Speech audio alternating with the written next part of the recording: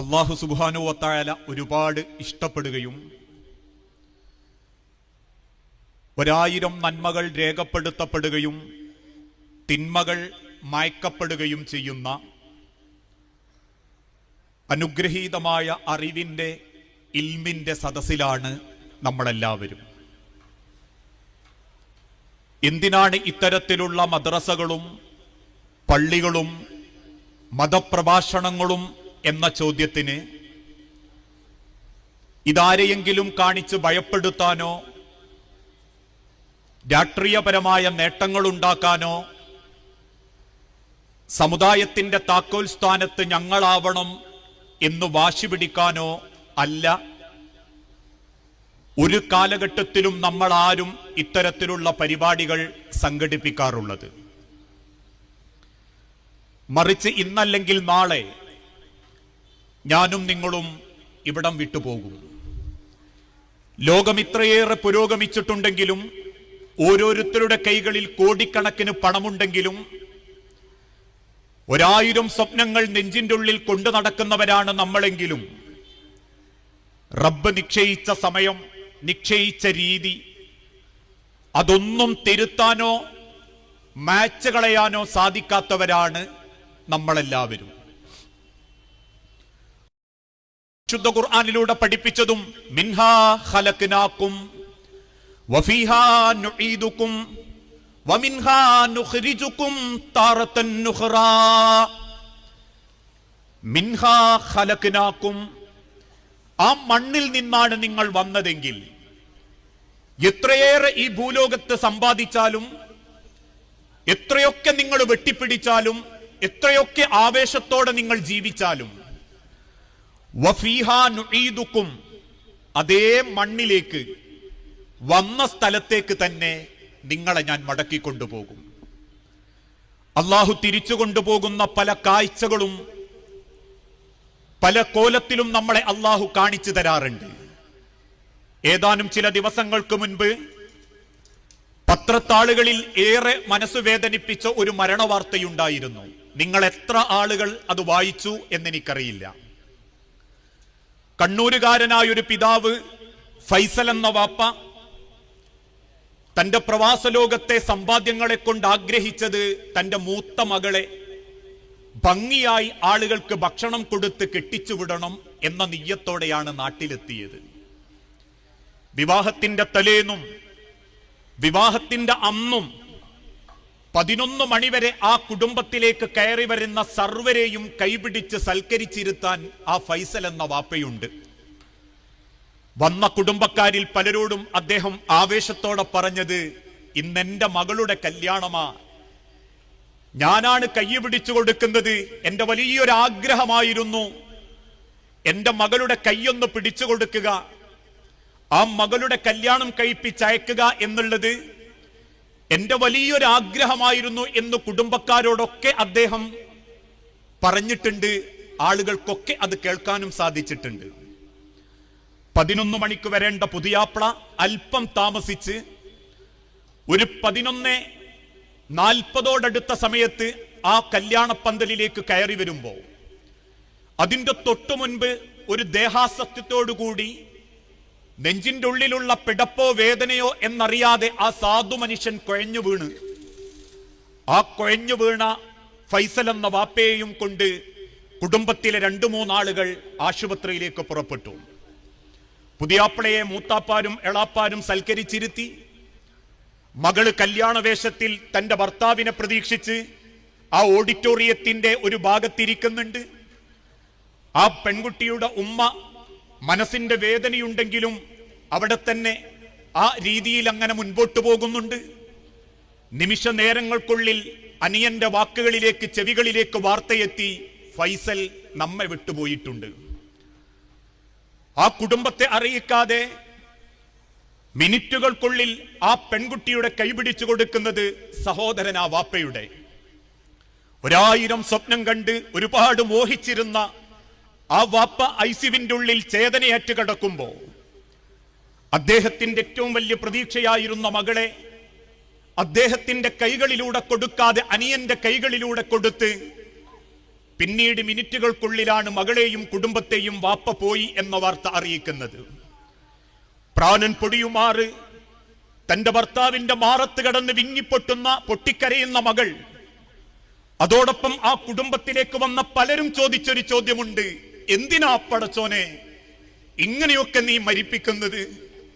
എത്രയെത്ര വയസ്സന്മാർ, എത്രയെത്ര സൂക്കേടുകാർ, എത്രയെത്ര മാരക വേദനത്തിന് ജീവിക്കുന്ന ആളുകൾ, ഇവരൊക്കെ ഈ ദുനിയാവിൽ ഉണ്ടായിട്ടും എന്തിനാ പടച്ചോനെ എങ്ങാവനെ കൊണ്ടുപോയത്? പല ഉമ്മമാരും മൂക്കത്ത് വിരൽ വെച്ചിട്ടും കണ്ണുനീര് തുടച്ചിട്ടും ചോദിക്കുന്നൊരു ചോദ്യമുണ്ട്: ഞങ്ങളൊക്കെ ഇവിടെ ഉള്ളപ്പോ, ഒരു കാര്യമില്ലാണ്ട് വയസ്സായി ഒരു മൂലക്ക് കിടക്കുന്ന ഞങ്ങളൊക്കെ ഇവിടെ ഉള്ളപ്പോ എന്തിനാ പടച്ചോനെ നീ ഓനെ കൊണ്ടുപോയത് എന്ന് ചോദിക്കുമാറ് പടച്ച റബ്ബ് എന്നെയും നിങ്ങളെയും ഈ ദുനിയാവിൽ നിന്നും തിരിച്ചു കൊണ്ടുപോകും. അതാണ് അല്ലാഹു തആല വിശുദ്ധ ഖുർആനിലൂടെ പഠിപ്പിച്ചതും. വലൻ യുഅഖിറല്ലാഹു നഫ്സൻ ഇദാ ജാഅ അജലുഹാ. വലൻ യുഅഖിറല്ലാഹ്, അല്ലാഹു ഒരു സെക്കൻഡ് പോലും മുന്തിക്കുകയോ പിന്തിക്കുകയോ ചെയ്യുകയില്ല. ഒരു ആത്മാവിനെയും പടച്ച റബ്ബ് നേരത്തെയോ പിന്നെയോ നീട്ടിവെക്കുകയില്ല.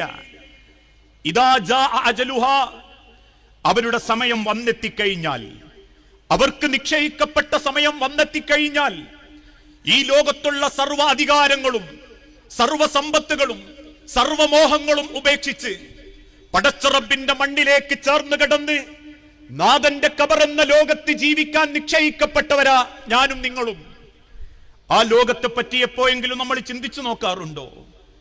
6 അടി മണ്ണിന്റെ ഉള്ളിൽ ആ മണ്ണിലേക്ക് ഇറക്കി വെച്ച് കുടുംബക്കാരും ബന്ധുക്കളും നമുക്കൊരു യാത്രയപ്പ് തരും. നമ്മളൊക്കെ പറയാറുണ്ട്, ചിലപ്പോ ഉമ്മമാരത് കണ്ടിട്ടുണ്ടാവൂല. ഒരു മയ്യത്തിനെ എടുത്തോണ്ട് പോയി 6 അടി മണ്ണിലേക്ക് വെച്ച് അതിന്റെ മേലെ ഒരു സ്ലാബ് ഇടും. ഒരു തരി മണ്ണ് പോലും ആ മയ്യത്തിന്റെ മേലെ വീഴാതിരിക്കാൻ. ഈ ലോകമൊട്ടാകെ വെട്ടിപ്പിടിച്ചവരാ കൂട്ടത്തിലുണ്ടാകും. കുടുംബക്കാരുമായിട്ട് പണക്കുണ്ടാക്കി തന്ന് കേസ് കൊടുത്ത് അവനവന്റെ അരസന്റും മുക്കാസന്റും കൈപ്പിടിയിലൊതുക്കിയ കള്ളപ്രമാണക്കാരുണ്ടാവും. ആളറിയാതെ കുത്തിപ്പിടിച്ചും കൊള്ളലാഭമെടുത്തും ബാങ്കുകളിൽ കോടികളും ലക്ഷങ്ങളും കൊണ്ടു നടക്കുന്നവരുണ്ടാകും. വിദേശത്തും സ്വദേശത്തും വ്യത്യസ്തമായ രീതികളിലുള്ള കൊട്ടാരങ്ങളുണ്ടാക്കി ആളുകൾക്കിടയിൽ വിജയിച്ചവൻ അല്ലെങ്കിൽ ഭാഗ്യവാൻ എന്ന് പേരെടുത്തവരുണ്ടാകും.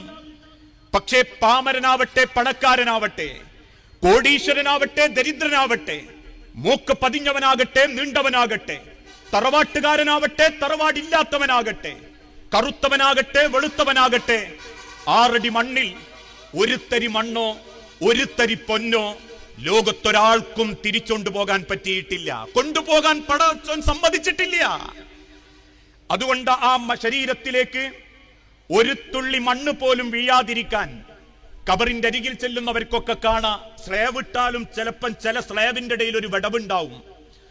ആ വിടവുള്ള സ്ഥലത്ത് കാണുമ്പം ചിലപ്പം കാരണവന്മാര് പറയും, 2-3 ഇലകളൊന്ന് പറിച്ചൊടുക്കി ആ വിടവൊക്കൊന്ന് ശരിയാവട്ടെ, അല്ലെങ്കിൽ കുറച്ച് പത്രങ്ങൾ കൊണ്ടു കൊടുക്കും. എന്നിട്ട് അതിന്റെ വിടവൊക്കൊന്നടയ്ക്കും. ഖബർ കളച്ചവൻ മണ്ണ് പുരണ്ട ശരീരവുമായി ആ ഖബറിൽ നിന്നും മുകളിലേക്ക് കയറുമ്പോ ഒരു ഭാഗത്ത് നിന്നും 3 പിടി മണ്ണ് ഓരോരുത്തരും വാരിയിട്ട് തുടങ്ങുമ്പോ ഒരാൾ ചൊല്ലിക്കൊണ്ട് ആരംഭിക്കും, അല്ലാഹുമ്മ സബ്ബിതുഹു ഇൻദ സുആൽ, അല്ലാഹുമ്മ അൽഹിംഹുൽ ജവാബ്, അല്ലാഹുമ്മ ജാഫിൽ ഖബ്റ അൻ ജംബി, അല്ലാഹുമ്മ ഉഗ്ഫിർ ലഹു വർഹംഹു, അല്ലാഹുമ്മ ആമിൻഹു മിൻ കുല്ലിൽ ഫസ, അല്ലാഹുമ്മ അല്ലാഹുവേ സബ്ബിതുഹു ഇൻദ സുആൽ, ഈ ഖബർ കിടക്കുന്നതിന്റെ വാപ്പയാ ഇന്റെ ഉമ്മയാ, ഇന്നലെ വരെ തോളപ്പിച്ച് മടമ്പൊപ്പിച്ച് നമസ്കരിച്ചവനാ, ഇന്നലെ വെളിയങ്കോട്ട മദ്രസ ഉദ്ഘാടനത്തിന് പള്ളിയിൽ കണ്ടവനാ, ഇന്നലെ കല്യാണപ്പുരയിൽ ഒരുമിച്ചൊരേ ഭക്ഷണത്തിന്റെ മേശയിലിരുന്നവനാ. അതുകൊണ്ട് റബ്ബേ സബ്ബിതുഹു ഇൻദ സുആൽ, നിന്റെ അരികിലേക്ക് ഞങ്ങൾ ഏൽപ്പിച്ചു തന്ന ഈ ഖബറാളിയെ, ഈ മയ്യത്തിനെ നിന്റെ ഖബറിൽ ധൈര്യത്തോടെ നിൽക്കാനുള്ള ഒരു കഴിവ് കൊടുക്കണേ നാഥാ. കാരണം പണം കൊണ്ടും പവർ കൊണ്ടും പത്രാസ് കൊണ്ടും ദുനിയാവിലെ മനുഷ്യൻ അധികാരമുള്ളൂ. കോടീശ്വരനായാലും പെർമാണിയായാലും ദുനിയാവിലെ അവന് വിലയുള്ളൂ. പടച്ച റബ്ബിന്റെ മണ്ണിലേക്ക് ഇറക്കി വെച്ചാൽ ലോകത്തെ കോടീശ്വരനാവട്ടെ പ്രമാണിയാവട്ടെ പാമരനാവട്ടെ നേതാവാകട്ടെ റബ്ബിന്റെ അരികിലേക്ക് കേൾപ്പിക്കുന്ന ആ ശരീരത്തിന് ലോകം വിട്ട പേര് മയ്യത്തെന്ന് മാത്രമാ. അതുകൊണ്ട് റബ്ബേ സബ്ബിത്തുഹു ഇൻദ സുആൽ, നിന്നിലേക്ക് ഞങ്ങൾ ചേർത്തു വെച്ച ഈ മയ്യത്തിന് നീ ഒരു ധൈര്യം കൊടുക്കണേ നാദാ. അല്ലാഹുമ്മ അൽഹിംഹുൽ ജവാബ്. നാദാ, കബറിലുള്ള ചോദ്യങ്ങൾ, ആ കബറിലേക്ക് ഒരാളെ മയ്യത്തിറക്കി വെച്ച് കബറാളിക്ക് തസ്ബീത്ത് ചൊല്ലിക്കൊടുത്ത് കുടുംബക്കാരും ബന്ധുക്കളും സലാം പറഞ്ഞ് പിരിഞ്ഞു പോരുന്ന രംഗം. വാനലോകത്തു നിന്നും നസലൽ അമീനു, വാനലോകത്തു നിന്നും പ്രപഞ്ചത്തിന്റെ നാഥൻ മലക്കുകളെ പറഞ്ഞയക്കും. ആ മലക്കുകൾ കബറിലുള്ള ആത്മാവിനെ തട്ടിവിളിക്കും. ഞെട്ടിപ്പിടിഞ്ഞെഴുന്നേൽക്കുന്ന ആത്മാവിനെ കബറിന്റെ ഭിത്തിയിൽ ചാരിയിരുത്തും. ആ കബറാളിയോട് ചോദിക്കപ്പെടുന്ന ആദ്യത്തെ ചോദ്യം, മൻ റബ്ബുക, നിന്റെ റബ്ബാരായിരുന്നടോ? അല്ല തന്ന 10-40 കൊല്ലം അള്ളാന്റെ വായു ശ്വസിച്ച്, അള്ളാന്റെ വെള്ളം കുടിച്ച്, അള്ളാന്റെ ഭൂലോകത്ത് സർവ്വ അനുഗ്രഹങ്ങളും പടച്ചോൻ വിരിതിച്ച് നൽകി. ആ അനുഗ്രഹങ്ങൾ ഓരോന്നും ഏറ്റെടുത്ത് ജീവിച്ച മനുഷ്യ, മൻ റബ്ബുക, നിന്റെ റബ്ബാരായിരുന്നു? മാ ദീനുക, നീ ജീവിച്ച മതമേതായിരുന്നു? മാ ഹാദൽ കിതാബ്, നിനക്കല്ല അവതരിപ്പിച്ച ഖുർആനിനെ പറ്റി നീ അറിഞ്ഞിരുന്നോ? മാ ഹാദർ റസൂൽ, ഈ പ്രവാചകനെ പറ്റി നീ അറിഞ്ഞിരുന്നോ? എന്നല്ലാഹുവിന്റെ ചോദ്യങ്ങൾ ചോദിക്കപ്പെടുമ്പോ ആ കബറാളിക്ക് വേണ്ടി നമ്മൾ ചോദിക്കുന്ന ചോദ്യമാ, അല്ലാഹുമ്മ അൽഹിംഹുൽ ജവാബ്. റബ്ബേ, നിന്റെ ചോദ്യങ്ങൾക്ക് ധൈര്യത്തോടെ ഉത്തരം പറയാൻ തപ്പിത്തടയലുകളില്ലാതെ, അല്ലാഹുവിന്റെ ചോദ്യങ്ങൾക്ക് മുൻപിൽ മനസ്സോ ശരീരമോ പിടയാതെ, ആശ്ചര്യപ്പെടുന്ന മുഖഭാവമില്ലാതെ, പുഞ്ചിരിക്കുന്ന ചുണ്ടുകളുമായി റബ്ബി അല്ലാ എന്ന് പറയാൻ ഈ കബർ കിടക്കുന്ന കബറാളിക്ക് കഴിവ് കൊടുക്കണേ നാദാ. അല്ലാഹുമ്മ ജാഫിൽ ഖബർ അൻ ജംബൈ. ഏതൊരു മയ്യത്തിനെ കബറിലേക്ക് വെക്കുന്ന സമയത്തും ആ ഖബറിന്റെ ഭയാനകത ആ കബറാളിയെ ബോധ്യപ്പെടുത്താൻ അല്ലാഹു ഖബറിന്റെ 2 ഭാഗങ്ങൾ ഇടുക്കിക്കളയും. മദീന പള്ളിയുടെ മസ്ജിദുൻ നബവിയുടെ മിനാരത്തിന്റെ താഴെയുള്ള തന്റെ മിമ്പറിൽ വെച്ച് തന്റെ പ്രസംഗത്തിന്റെ ഇടയിൽ മുൻപ് കൂടിയിരിക്കുന്ന ആയിരക്കണക്കിന് സഹാബാക്കൾക്ക് റസൂലുള്ള കാണിച്ചു കൊടുത്തു, സഹാബത്തെ, ഏതൊരു മയ്യത്തിനെ കബറിലേക്ക് വെക്കുന്ന സമയത്തും ആ കബറിന്റെ ഭയാനകത കബറാളിയെ ബോധ്യപ്പെടുത്തി കൊടുക്കാൻ കബറിന്റെ 2 ഭാഗങ്ങൾ അല്ല ഇടുക്കിക്കളയും. ആ ഇടുക്കിക്കളയുന്ന സമയം ആ കബർ കിടക്കുന്ന കബറാളിയുടെ വാരിയല്ലുകൾ ഇതുപോലെ കോർത്തുപോകും. ആ കോർത്തുപോകുന്ന വാരിയല്ലിന്റെ വേദനയോടെ അവൻ അട്ടഹസിച്ചു കരയും. ആ കരച്ചിലെങ്ങാനും കബറിന്റെ മുകളിലിരിക്കുന്ന നിങ്ങൾ കേട്ടിരുന്നെങ്കിൽ ആയുസ്സിൽ ഒരിക്കൽ പോലും നിങ്ങൾക്ക് പ്രിയപ്പെട്ട മറ്റൊരാളുടെ മയ്യത്തുമായി നിങ്ങൾ ഒരിക്കലും കബറിന്റെ അരികിൽ പോവില്ലായിരുന്നു. അതുകൊണ്ട് റബ്ബേ, അല്ലാഹുമ്മ ജാഫിൽ ഖബർ അൻ ജംബി, ഈ കബർ കിടക്കുന്ന കബറാളിയുടെ കബറിന്റെ വേദന നീ കുറച്ചു കൊടുക്കണേ നാദാ. അല്ലാഹുമ്മ ഗ്ഫിർ ലഹു വർഹംഹു, അല്ലാഹുമ്മ ആമിൻഹു മിൻ കുല്ലിൽ ഫസൈ. അല്ലാഹുവേ, സർവ്വ പാപങ്ങളും പൊറുത്ത്, ആയുസ് കൊണ്ട് അറിഞ്ഞും അറിയാതെയും ചെയ്തു പോയ സർവ്വ തെറ്റുകുറ്റങ്ങളും പൊറുത്ത് ഇവന്റെ കബറൊന്ന് നീ വിശാലമാക്കി കൊടുക്കണേ നാദാ. ഇന്ന് 10-15 മിനിറ്റ് നേരം എല്ലാവരും തിരിച്ചു പോരും. പിന്നാരാ മനുഷ്യരെ എന്റെങ്ങളെയും കബറിന്റെ അടുത്ത് വരാറുള്ളത്? ആരെ പ്രാർത്ഥനയിലാ ഞാനുങ്ങൾ ഉണ്ടാവാറുള്ളത്? തൊട്ടു മുൻപ് ഇശാ അല്ലെങ്കിൽ മഗ്രിബ് നമസ്കാരം ജമാഅത്തായിട്ട് നമസ്കരിച്ചിറങ്ങിയ നമ്മളെ കൂട്ടത്തിൽ എത്ര പേര് പടച്ചോന്റെ നേരെ കൈനീട്ടിയപ്പോ, അല്ലാഹുവേ, കഴിഞ്ഞ കൊല്ലം മരിച്ച അഹമ്മദ്, അല്ലാഹുവേ, അല്ലെങ്കിൽ ഇന്നലെ മെനയാന്നു മരിച്ച ഇന്നമൻ, വെളിയങ്കോട്ടെയും കുടുംബത്തിലെയും ഒരിക്കലും പ്രതീക്ഷിക്കാത്ത നിരവധി മരണങ്ങൾ കണ്ട് കണ്ണു നിറഞ്ഞ നമ്മളിൽ ആരെങ്കിലും ആ മരണപ്പെട്ടു പോയ ആർക്കെങ്കിലും വേണ്ടി പ്രാർത്ഥിക്കാൻ മനസ്സും നാവും കൈയും അള്ളാന്റെ നേരെ ഉയർന്നിട്ടില്ലെങ്കിൽ ഇതുപോലെ നമ്മളും ആൾക്കാരെ മനസ്സിൽ നിന്ന് മറന്നുപോകും. ആളെ മനസ്സുകളിൽ നമ്മൾ ഉണ്ടാവില്ല. ഈ ലോകത്ത് നമ്മളില്ലെങ്കിലും സൂര്യനുദിക്കും, നമ്മളില്ലെങ്കിലും മഴ വർഷിക്കും, നമ്മളില്ലെങ്കിലും വായു അള്ളാഹു കൊടുക്കും. പക്ഷേ തിരിച്ചു പോകുന്ന നമ്മളിൽ അള്ളാഹുവിന് ഇഷ്ടപ്പെട്ട ഉത്തരങ്ങളും ജീവിതത്തിന്റെ സമ്പാദ്യവും നാഥന്റെ അരികിലേക്ക് ചേർത്ത് വെച്ച് ഞങ്ങൾ തൃപ്തിയായി ജീവിച്ച് തിരിച്ചു വന്നവരാണ് റബ്ബേ എന്ന് പറയാൻ കയ്യിലില്ലെങ്കിൽ തീർച്ചയായും എന്റെയും നിങ്ങളുടെയും ജീവിതം വലിയ പരാജയമായിരിക്കും. ഭൂലോകത്തെ സമ്പത്തിന്റെ കണക്കുകൊണ്ട് അള്ളാഹു ഒരാളെയും അടയാളപ്പെടുത്തില്ല.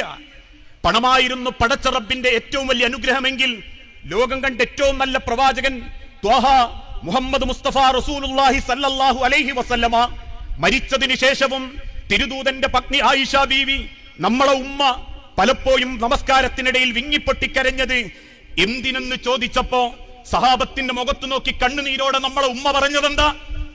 വയറ് നിറച്ച് റൊട്ടി കഴിക്കാനുള്ള ഭാഗ്യം എന്റെ ഹബീബ നബി തങ്ങൾക്ക് പടച്ചോൻ കൊടുത്തിട്ടില്ല, അത് കൊടുക്കാൻ എനിക്കും അല്ലാഹ് കൈവന്നിട്ടില്ല. പണം ഒരിക്കലും പടച്ച റബ്ബിന്റെ ഏറ്റവും വലിയ അനുഗ്രഹമാണെന്ന് ചിന്തിക്കരുത്. ദീർഘായുസ് അള്ളാഹുവിന്റെ വലിയ പരിഗണന, അള്ളാഹുവിന്റെ വലിയ അനുഗ്രഹമാണെന്ന് ചിന്തിക്കരുത്. കാരണം 63 വയസ്സുകൊണ്ട് മാത്രം ഈ ഭൂലോകത്ത് ജീവിച്ച് തിരിച്ചുപോയ അമ്പിയാക്കളുടെ മുർസലീങ്ങളുടെ നേതാവായ മുഹമ്മദ് നബിയ നമ്മൾക്ക് മുൻപിൽ. സൗന്ദര്യമാണ് ലോകത്തെ ഏറ്റവും വലിയ സമ്പാദ്യമെങ്കിൽ 6 അടി മണ്ണിലേക്ക് ചേർത്ത് വെക്കുന്ന മയ്യത്തുകൾക്ക് 3 മാസത്തിന്റെ കൂടുതൽ അതിനെ മാംസമായിട്ടോ എല്ലായിട്ടോ ആ മണ്ണിലേക്ക് അതിനേക്കാൾ സമയത്തിന്റെ ഉള്ളിൽ അതങ്ങ് ചീഞ്ഞളിഞ്ഞു പോകും. 3-ാമത്തെ ദിവസം വയറ് വീർക്കും, 4-ാമത്തെ ദിവസം വയറ് പൊട്ടിത്തെറിക്കും, 6-ാമത്തെ ദിവസം നഖങ്ങൾ ചീർക്കും, നഖങ്ങൾ ഉതിർന്നു വീഴും, 7-ാമത്തെ ദിവസം അതാ ശരീരത്തിന്റെ മാംസങ്ങളിൽ നിന്ന് എല്ലുകൾ വേർപ്പെട്ടുകൊണ്ടിരിക്കും. അത്രയുള്ളൂ ദുനിയാവ്. ആ അള്ളാഹുവിന്റെ അരികിലേക്ക് തിരിച്ചു പോകുമ്പോ നമ്മക്കുണ്ടെന്ന് അവകാശപ്പെടാനുള്ളത് നമ്മൾക്ക് അല്ലാഹ് നീട്ടിത്തന്ന ആയുസ് കൊണ്ട് നമ്മൾ നേടിയെടുത്ത വിശ്വാസവും അള്ളാഹുവിന്റെ അരികിൽ ചേർത്ത് നിർത്തി പുണ്യത്തോടെ സ്വർഗത്തിൽ പ്രവേശിക്കാനുള്ള ഇബാദത്തുകളും ഇസ്ലാമിക കർമ്മങ്ങളും മാത്രമാ. അങ്ങനെ കൊണ്ടുപോകാൻ എന്റെയും നിങ്ങളുടെയും കയ്യിൽ എന്തുണ്ട്? ഒരു നല്ല വിശ്വാസം, ഒരു നല്ല കുടുംബം, ഒരു നല്ല സാമ്പത്തികം, ഒരു നല്ല സ്വഭാവം. ഇതിലേത് ചോദ്യത്തിനാ അള്ളാഹുവിനോട് നമ്മളൊന്ന് ഉത്തരം പറയാം? ഒരിക്കൽ പ്രവാചകൻ സല്ലല്ലാഹു അലൈഹി വസല്ലമയുടെ പ്രിയപ്പെട്ട അമീറുൽ മുഅ്മിനീൻ ഉമർ ഇബ്നുൽ ഖത്താബ് റളിയല്ലാഹു അൻഹുവിന്റെ ഒരു ചരിത്രം പറയാറുണ്ട്. ഉമർ ഇബ്നുൽ ഖത്താബ് റളിയല്ലാഹു അൻഹുവിന്റെ ചരിത്രം കേൾക്കുന്നതിന്റെ മുൻപ് അദ്ദേഹത്തിന്റെ അവസാനത്തെ സെക്കൻഡ് ഒന്ന് നമ്മൾ അറിയണം. സുബ്ഹി നമസ്കാരത്തിന് പള്ളിയിലേക്ക് ഇറങ്ങിച്ചെന്ന് ആ പള്ളിയുടെ പുറത്തെ നമസ്കാരത്തിന് വേണ്ടി പള്ളിയിലേക്ക് കയറുന്നതിനിടയിലാ അദ്ദേഹത്തിന് വയറ്റിന് കുത്തുകിട്ടുന്നത്. വയറാകെ പളർന്ന് കൊടലുകൾ പുറത്തേക്ക് ചാടുമാറ് രക്തം വാർന്നൊലിച്ച് ആത്തിക്ക ബീവിന്റെ മടിയിൽ കിടക്കുമ്പോ സഹാബാക്കൾ ആദ്യം കുറച്ച് തേൻ കുണ്ടിച്ചു കുടിപ്പിക്കും. കുടിച്ച തേൻ കുത്തുകിട്ടിയ വയറിന്റെ കൊടലിന്റെ ഉള്ളിലൂടെ പുറത്തേക്ക് വരും. സഹാബത്ത് നെഞ്ചു പൊട്ടിക്കരയും. പിന്നീട് അവരൽപ്പം വെള്ളം കുടിപ്പിക്കും, സംസം വെള്ളം. അതും ഉമർ ഇബ്നുൽ ഖത്താബിന്റെ കൊടലിന്റെ ഉള്ളിലൂടെ പുറത്തേക്ക് വരും. ആ വേദനക്കിടയിലും വയറ് പൊത്തിപ്പിടിച്ച് നെഞ്ചു പൊട്ടിക്കരയുന്ന സഹാബാക്കളോട് ഉമർ ഇബ്നുൽ ഖത്താബ് പറഞ്ഞൊരു വാക്കെന്താണെന്നറിയോ? എന്റെ വയറ് കണ്ടിട്ടും എന്റെ പ്രാണന്റെ അവസാനത്തെ പെടച്ചിൽ കണ്ടിട്ടും നമസ്കാരം ഉപേക്ഷിക്കാൻ പാടില്ലട്ടോ. വേഗം അസല്ലന്നാസ്, അധിക ജനങ്ങളോട് പോയി നിസ്കരിക്കാൻ പറ. സുബഹിന്റെ സമയം തെറ്റിയിട്ടുണ്ട് എന്ന് പറ. ആ സെക്കൻഡിൽ പോലും ലോകത്തിന്റെ മാനവർക്ക് മാതൃക കാണിച്ചു കൊടുക്കുന്ന ഉമർ ഇബ്നുൽ ഖത്താബ്. ആ ഉമർ ഇബ്നുൽ ഖത്താബിന് കുത്തുകിട്ടുന്നതിന്റെ ഒരു മാസം, ഏകദേശം 10-27 ദിവസങ്ങൾക്ക് മുൻപ് അദ്ദേഹം മദീനത്തെ പള്ളിയിൽ വന്ന് ഒറ്റക്ക് ഇങ്ങനെ കരയുന്ന ഉമർ ഇബ്നുൽ ഖത്താബിന്റെ അരികിൽ ചെന്ന് സഹാബാക്കൾ തോളത്ത് കൈവച്ച് ചോദിക്കും, ഉമർ, എന്തേ താങ്കൾക്കൊരു സങ്കടം? എന്തിനാ നിങ്ങൾ ഇങ്ങനെ കരയുന്നത്? എന്തെങ്കിലും അനീതി ചെയ്തുപോയോ? അറിഞ്ഞുകൊണ്ട് അനീതി ചെയ്യുന്നതൊന്നും ഞങ്ങൾ കണ്ടിട്ടില്ലല്ലോ ഉമർ. ഉമർ റളിയല്ലാഹു അൻഹു നെഞ്ചു പൊട്ടി തിരിച്ചു പറഞ്ഞു, ഞാൻ ചെയ്ത അനീതി കൊണ്ടല്ല ഞാൻ കരയുന്നത്. പിന്നെന്തിനാ ഉമറെ താങ്കൾ കരഞ്ഞത്? ആ മറുപടി പറയുന്നതിന്റെ മുൻപ് ആരാ ഉമർ എന്ന് നമ്മൾ അറിയണം. ഒരിക്കൽ മദീനത്തെ തെരുവിലൂടെ ഉമർ ഇബ്നുൽ ഖത്താബ് കയ്യും വീശി നടന്നു വരുന്നത് കണ്ടപ്പോ പുഞ്ചിരിയോടെ മദീനത്തെ പള്ളിയിലിരുന്ന് തിരുദൂതൻ നോക്കി പറഞ്ഞിട്ടുണ്ട്, അൽ ബാബു ഫിൽ ഇസ്ലാം, ഇസ്ലാമിന്റെ വാതിലാണ് ഉമർ. ഉമർ തകർക്കപ്പെടുന്നതോടുകൂടി ഇസ്ലാമിൽ സർവ്വ ചണ്ടികളും അടിഞ്ഞുകൂടാൻ തുടങ്ങും. ഉമറെങ്ങാനും ഒരു വഴിയിലേക്ക് ഇറങ്ങിയാൽ ആ വഴിയിൽ പിശാച് പോലും വരാൻ മടിക്കുമെന്ന് റസൂലുള്ളാഹിനെ കൊണ്ട് പറയിപ്പിച്ച അമീറുൽ മുഅ്മിനീൻ സയ്യിദുനാ ഉമർ ഇബ്നുൽ ഖത്താബ് റളിയല്ലാഹു അൻഹു ഭരണമേറ്റെടുത്ത അന്ന് മുതൽ വേഷം മാറി മക്കയുടെയും മദീനയുടെയും ഷാമിന്റെയും സിറിയയുടെയും എത്യോപ്യയുടെയും ലെബനാനിന്റെയും അരികിലൂടെ നടന്ന് രാത്രികാലത്ത് പട്ടിണി കിടക്കുന്ന സാധുക്കളായ സഹാബാക്കൾക്ക് വേണ്ടി സ്വന്തം ഗോതമ്പ് ചാക്ക് തോളിലെടുത്ത് ഭാര്യ ആത്തിക്ക ബീവിനെയും മകൻ ഇബ്നു ഉമറിനെയും കൂട്ടി നട്ടപ്പാതിരക്ക് വേഷം മാറി ജനസേവനത്തിറങ്ങിയ അമീറുൽ മുഅ്മിനീൻ ഉമർ ഇബ്നുൽ ഖത്താബ് റളിയല്ലാഹു അൻഹു യൂഫ്രട്ടീസ് നദിയുടെ തീരത്തൊരൊട്ടക കുഞ്ഞങ്ങാനും വെള്ളം കിട്ടാതെ മരിച്ചാൽ ഞാൻ എന്റെ റബ്ബിനോട് എന്ത് പറയുമെന്ന് ചോദിച്ച് നെഞ്ചുപൊട്ടി പലപ്പോഴും പൊട്ടിക്കരഞ്ഞിരുന്ന ഉമർ ഇബ്നുൽ ഖത്താബ് റളിയല്ലാഹു അൻഹു ആ ഉമർ ഇബ്നുൽ ഖത്താബ് റളിയല്ലാഹു അൻഹുവിനെ പറ്റി ഇന്ത്യയുടെ പരമോന്നത നേതാവ്, ഇന്ത്യൻ ഇന്ത്യയുടെ രാഷ്ട്രപിതാവായിരുന്ന മഹാത്മാഗാന്ധി പോലും പറഞ്ഞില്ലേ, മക്കയും മദീനയും ഷാമും സിറിയയും എത്യോപ്യയും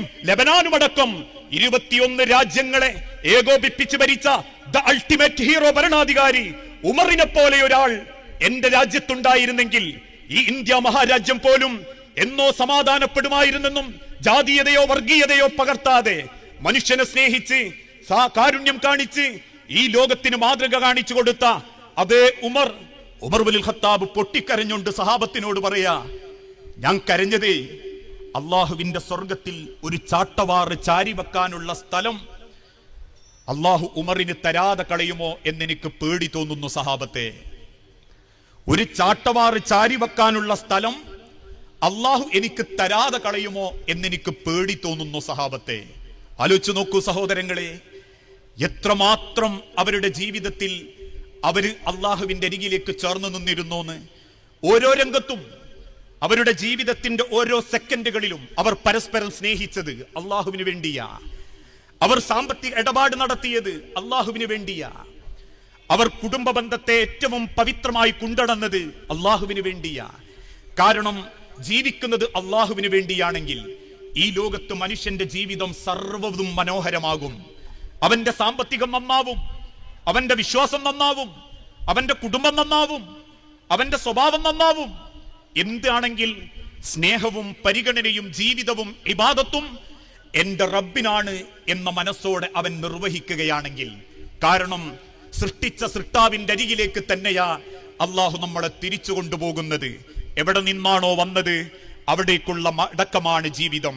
എവിടെ നിന്നാണോ തുടങ്ങിയത് അവിടേക്കുള്ള യാത്രയാണ് ജീവിതം.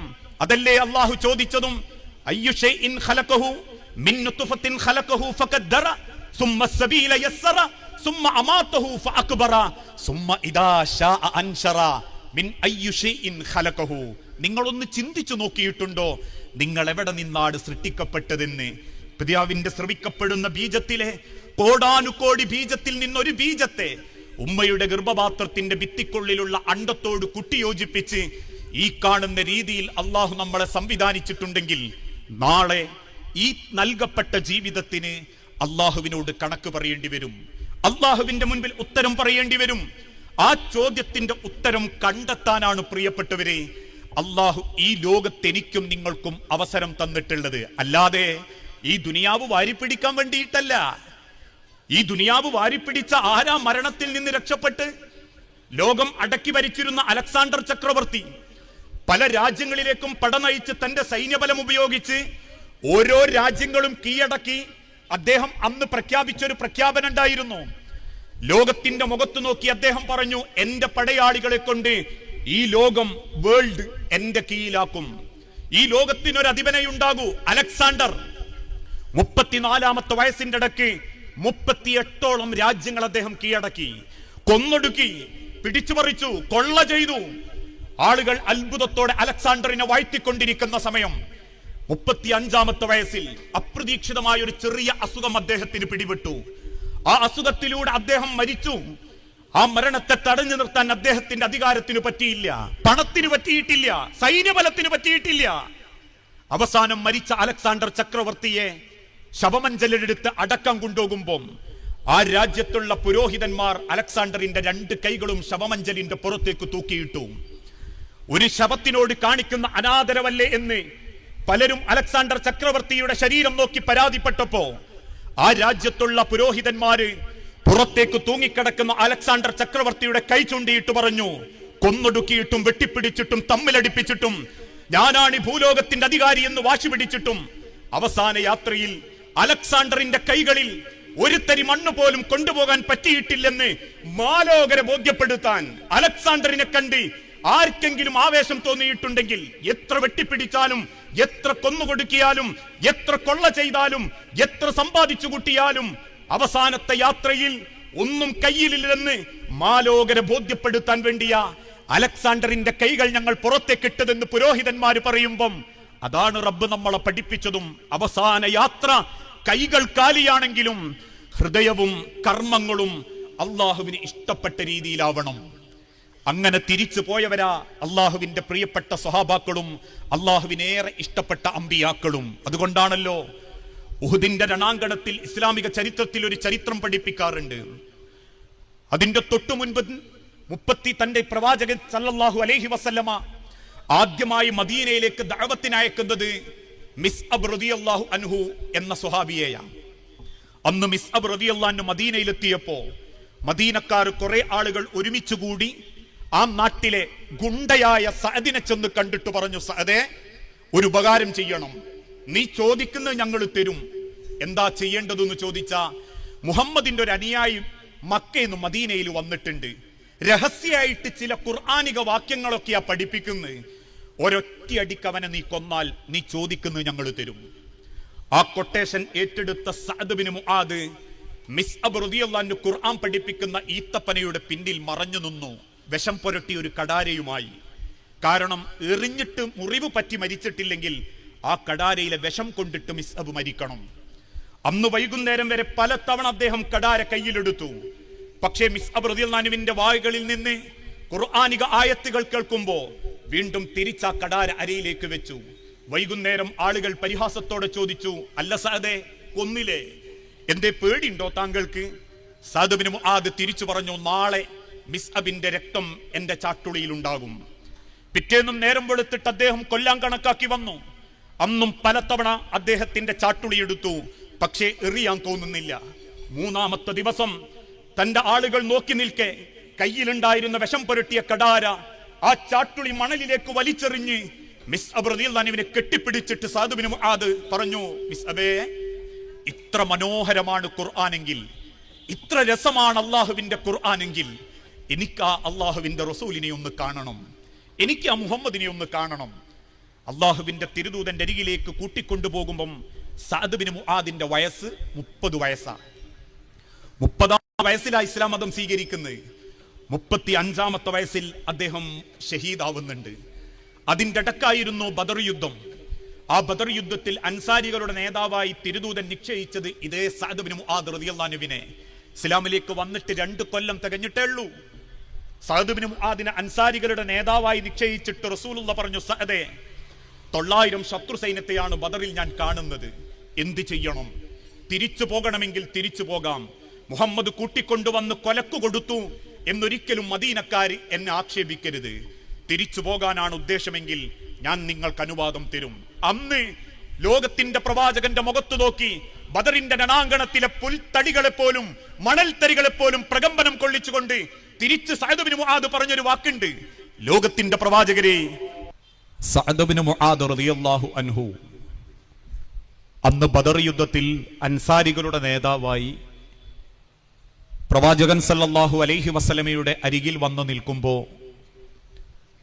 നബി സല്ലല്ലാഹു അലൈഹി വസല്ലമ ചോദിച്ചു, സഅദേ, ഒരിക്കലും മുഹമ്മദ് കൂട്ടിക്കൊണ്ടുവന്ന് കൊലക്കു കൊടുത്തു എന്ന് പറയരുത്. അൻസാരികളുടെ നേതാവായ താങ്കളോട് ഞാൻ ചോദിക്കുന്നു, തിരിച്ചു പോകണമെങ്കിൽ തിരിച്ചു പോകാം.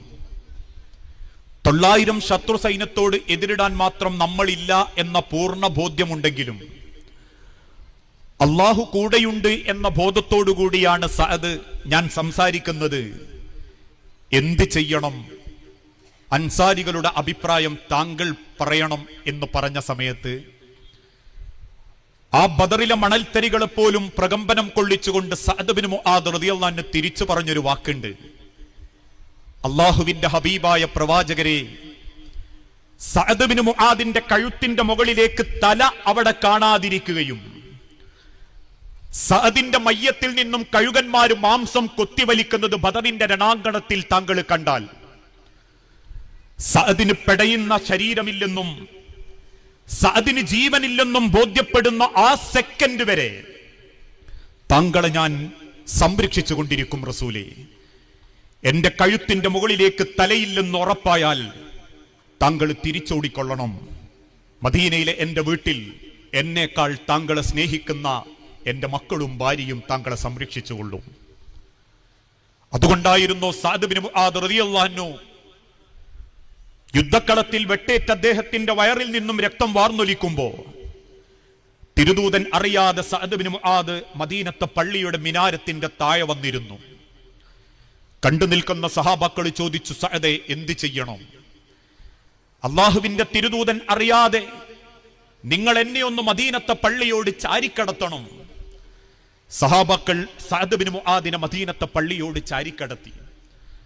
വേദന കൊണ്ട് സങ്കടപ്പെടുന്നതിനിടയിലും അള്ളാഹുവിന്റെ തിരുദൂതൻ ഇതറിയരുതേ എന്ന് സഹാബാക്കൾ കോതിക്കൊടുക്കുമ്പോ വിവരമറിഞ്ഞോടിക്കതച്ചു വന്ന തിരുദൂതൻ മദീനത്തെ പള്ളിയുടെ മുൻഭാഗത്ത് മദീന പള്ളിയോട് ചാരിക്കടന്ന് മരിച്ചു കിടക്കുന്ന സഅദ് ബിൻ മുആദ് റളിയല്ലാഹു അൻഹുവിനെ കൊടുത്തിട്ട് തിരുദൂതൻ പറഞ്ഞു, അലി, കഅബ്, ഒരാളുടെയും നെരിയാണിക്ക് മുകളിലേക്ക് പൊങ്ങി നിൽക്കുന്ന ഒരു ഖബർ പോലും ഇനി മക്കയിൽ ഉണ്ടാകാൻ പാടില്ല. അന്ന് 1442 കൊല്ലങ്ങൾക്ക് മുൻപ് അള്ളാഹുവിന്റെ പ്രവാചകന്റെ സഹാബാക്കളായ അലി ബിൻ അബീ ത്വാലിബ് റളിയല്ലാഹു അൻഹുവും കഅബ് ബിൻ മാലിക്കും അടക്കം അടിച്ചു നിരപ്പാക്കിയ ഖബർ ഇന്നും നിങ്ങൾക്ക് മക്കയിൽ കാണാൻ പറ്റൂല. ലോകത്തേറ്റവും നല്ല ഔലിയാക്കളായ ഉഹുദീങ്ങൾ, ബദരീങ്ങൾ, ഖന്ദഖീങ്ങൾ, ഖൈബരീങ്ങൾ, ലോകത്തിന്റെ പ്രവാചകന്റെ പ്രിയപ്പെട്ട ഭക്തിമാർ, ഉമ്മഹാത്തുൽ മുഅ്മിനാത്ത് ഖദീജ റളിയല്ലാഹു തആല അൻഹ, ആയിഷ റളിയല്ലാഹു തആല അൻഹ, ഉമ്മു ഹബീബ റളിയല്ലാഹു തആല അൻഹ, ഉഹുദിലും ബദറിലും ഖന്ദഖിലും തിരുദൂതന്റെ പിന്നാലെ യാത്ര ചെയ്തവർ, വെള്ളം കൊടുക്കാൻ സഹാബത്തിന്റെ പിന്നാലെ പരക്കം പാഞ്ഞ് അവസാന ശ്വാസത്തിന് വേണ്ടി വെപ്രാളപ്പെടുന്ന സഹാബത്തിന്റെ വാഴകളിലേക്ക് വെള്ളം ഒഴിച്ചു കൊടുത്ത ഉമ്മു ഐമർ റളിയല്ലാഹു അൻഹ, ഒരൊറ്റ ഖബർ പോലും ഇന്നും മക്കയിൽ പൊന്തിക്കിടക്കുന്നത് നിങ്ങൾക്ക് കാണാൻ പറ്റൂല. അന്ന് അടിച്ചു നിരപ്പാക്കിയതാ. ഇന്നും ലോകത്തിന്റെ ഉമ്മത്തിനോട് പറയാനുള്ളതും അത് തന്നെയാ. ആരെയും ആക്ഷേപിക്കാനോ കുറ്റപ്പെടുത്താനോ അല്ല, മറിച്ച് അള്ളാഹുവിന്റെ പരലോകത്തിന്റെ വിഷയമാ.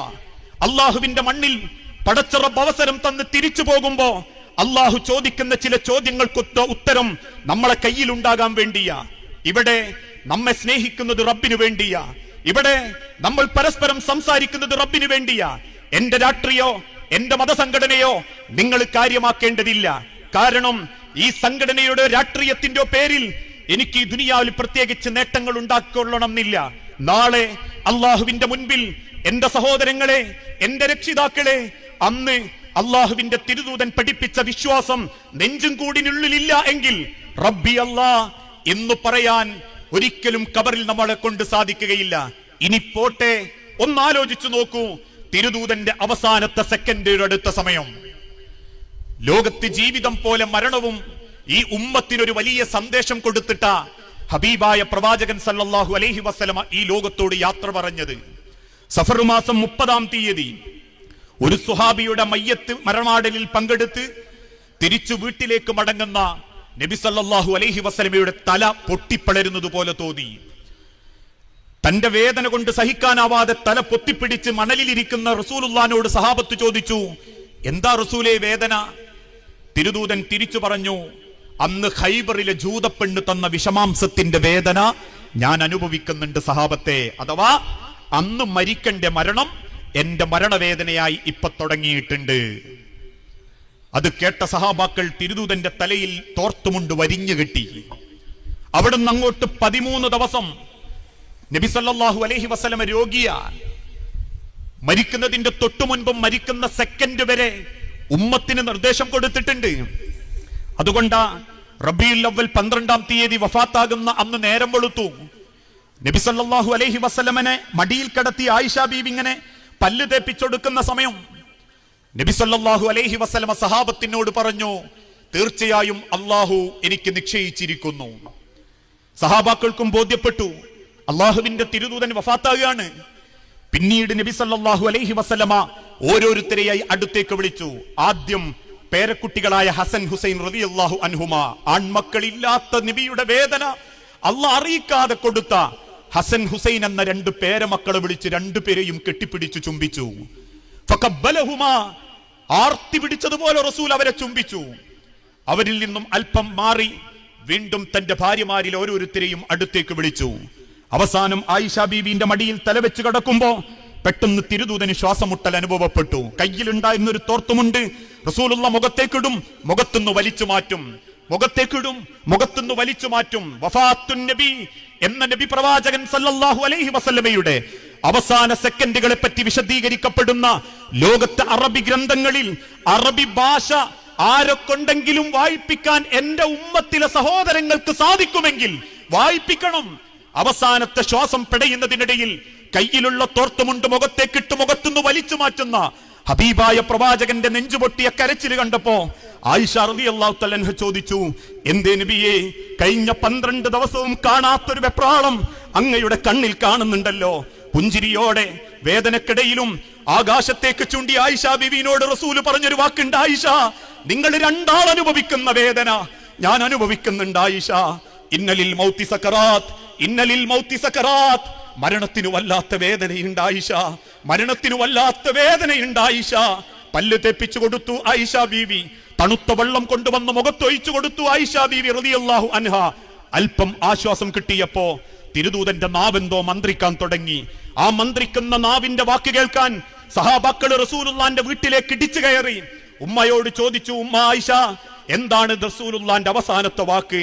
തന്റെ ചെവി റസൂലുള്ളാന്റെ ചുണ്ടോട് ചേർത്ത് വെക്കുന്ന ആയിഷ ബീവി കേൾക്കുന്ന വാക്കുകൾ സഹാബത്തിന് പറഞ്ഞു കൊടുത്തു. ലഅനത്തുല്ലാഹി അലൽ യഹൂദി വന്നസാറ, ജൂത ക്രൈസ്തവന്മാരെ അല്ലാഹു ശപിച്ചിരിക്കുന്നു. എന്തേ ശപിക്കാനുള്ള കാരണം? ഇത്തഖദൂ ഖുബൂറ അംബിയാഇഹിം മസാജിദ, അവരുടെ അമ്പിയാക്കൾ മരിച്ചു കഴിഞ്ഞാൽ ആ മരിച്ച അമ്പിയാക്കളുടെ ഖബറുകൾ കെട്ടിപ്പൊക്കി ആ ഖബറിന്റെ അരികിൽ പോയി പ്രാർത്ഥിക്കുകയും. ദൂതൻ ആ ആയത്തോതും. ആയത്തോതി തീരുമ്പോഴേക്കും സഹാബത്ത് ബോധം കെട്ടുകയും. ബോധം തെളിയാൻ വേണ്ടി സഹാബത്തിന്റെ മുഖത്ത് വെള്ളം തെളിച്ച് നിസ്കാരശേഷം സഹാബത്തിന്റെ അരികിൽ വന്നിരുന്ന റസൂലുള്ളാഹി സല്ലല്ലാഹു അലൈഹി വസല്ലം ചോദിക്കും, സഹാബത്തെ, എന്തേ നിങ്ങൾ ബോധം കെട്ട്? അവർ പറഞ്ഞു, നബിയെ, നിങ്ങൾ ഓതിയ ആയത്ത് കേട്ടപ്പോ നെഞ്ചിന്റെ ഉള്ളിൽ വല്ലാത്തൊരു പെടച്ചിലാ നബിയെ. സഹാബാക്കള് റസൂലുള്ളാന്റെ മുഖത്ത് നോക്കി അത് പറയുമ്പം സഹാബാക്കൾ എന്നെ കരയും. ഏതാ അവര് കരഞ്ഞ ആയത്ത് എന്നറിയോ? വിശുദ്ധ ഖുർആനിൽ യാ അയ്യുഹല്ലദീന ആമനൂ ഖു അൻഫുസകും വഅഹ്ലീകും നാറാ വഖൂദുഹൻ നാസു വൽ ഹിജാറ അലൈഹാ മലായികത്തുൻ ഖിലാലുൻ ശിദാദുൻ ലാ യഅ്സൂനല്ലാഹ മാ അമറഹും വയഫ്അലൂന മാ യുഅ്മറൂൻ. യാ അയ്യുഹല്ലദീന ആമനൂ, അല്ലയോ സത്യവിശ്വാസികളെ, ലോകത്തിന്റെ സൃഷ്ടാവിനെ മനസ്സിലാക്കിയ വിശ്വാസികളെ, അല്ലാഹുവിന്റെ മുഅ്ജിസത്തായ വിശുദ്ധ ഖുർആനിനെ കലാമിനെ അംഗീകരിച്ചവരെ, പടച്ച റബ്ബിന്റെ പ്രവാചകനായ മുഹമ്മദ് നബി അംഗീകരിച്ചവരെ, ഖു അൻഫുസകും വഅഹ്ലീകും നാറാ, നിങ്ങൾ നിങ്ങളെ മാത്രം രക്ഷപ്പെടുത്തിയാ പോരാ. ചില രക്ഷിതാക്കൾ പറയുന്നത് പോലെ ഞാൻ ഓക്കെയാ, ഞാൻ ദീനീപരമായിട്ട് ജീവിക്കുന്നോനാ, പോരാ. ഖു അൻഫുസകും വഅഹ്ലീകും നാറാ, നിങ്ങൾ നിങ്ങളെ കുടുംബത്തെയും കാത്തുരക്ഷിക്കണം. വഖൂദുഹൻ നാസു വൽ ഹിജാറ, മനുഷ്യരെയും കല്ലുകളെയും കത്തിക്കുന്ന ഇന്ധനമായി കത്തിക്കുന്ന നരകാഗ്നി. അലൈഹാ മലായികത്തുൻ ഖിലാലുൻ ശിദാദുൻ ലാ യഅ്സൂനല്ലാഹ മാ അമറഹും വയഫ്അലൂന മാ യുഅ്മറൂൻ. കഠിനരും ശക്തരുമായ അല്ലാഹുവിന്റെ കൽപ്പനകൾ മാത്രം അനുസരിക്കുന്ന മലക്കുകളുടെ കാവലിൽ അല്ലാഹു ഒരുക്കി വെച്ചിട്ടുള്ള ആ നരകാഗ്നിയെ നിങ്ങൾ കാക്കണേ. നിങ്ങളെ കുടുംബത്തെ പറ്റി ചിന്തിക്കണേ. വത്തഖുല്ലാഹല്ലദീ തസാഅലൂന ബിഹി വല്ലർഹാം വല്ലർഹാം, നിങ്ങളെ കുടുംബത്തെ പറ്റി പടച്ചോൻ ചോദിക്കുന്നത് നിങ്ങൾ ഭയപ്പെടണേ.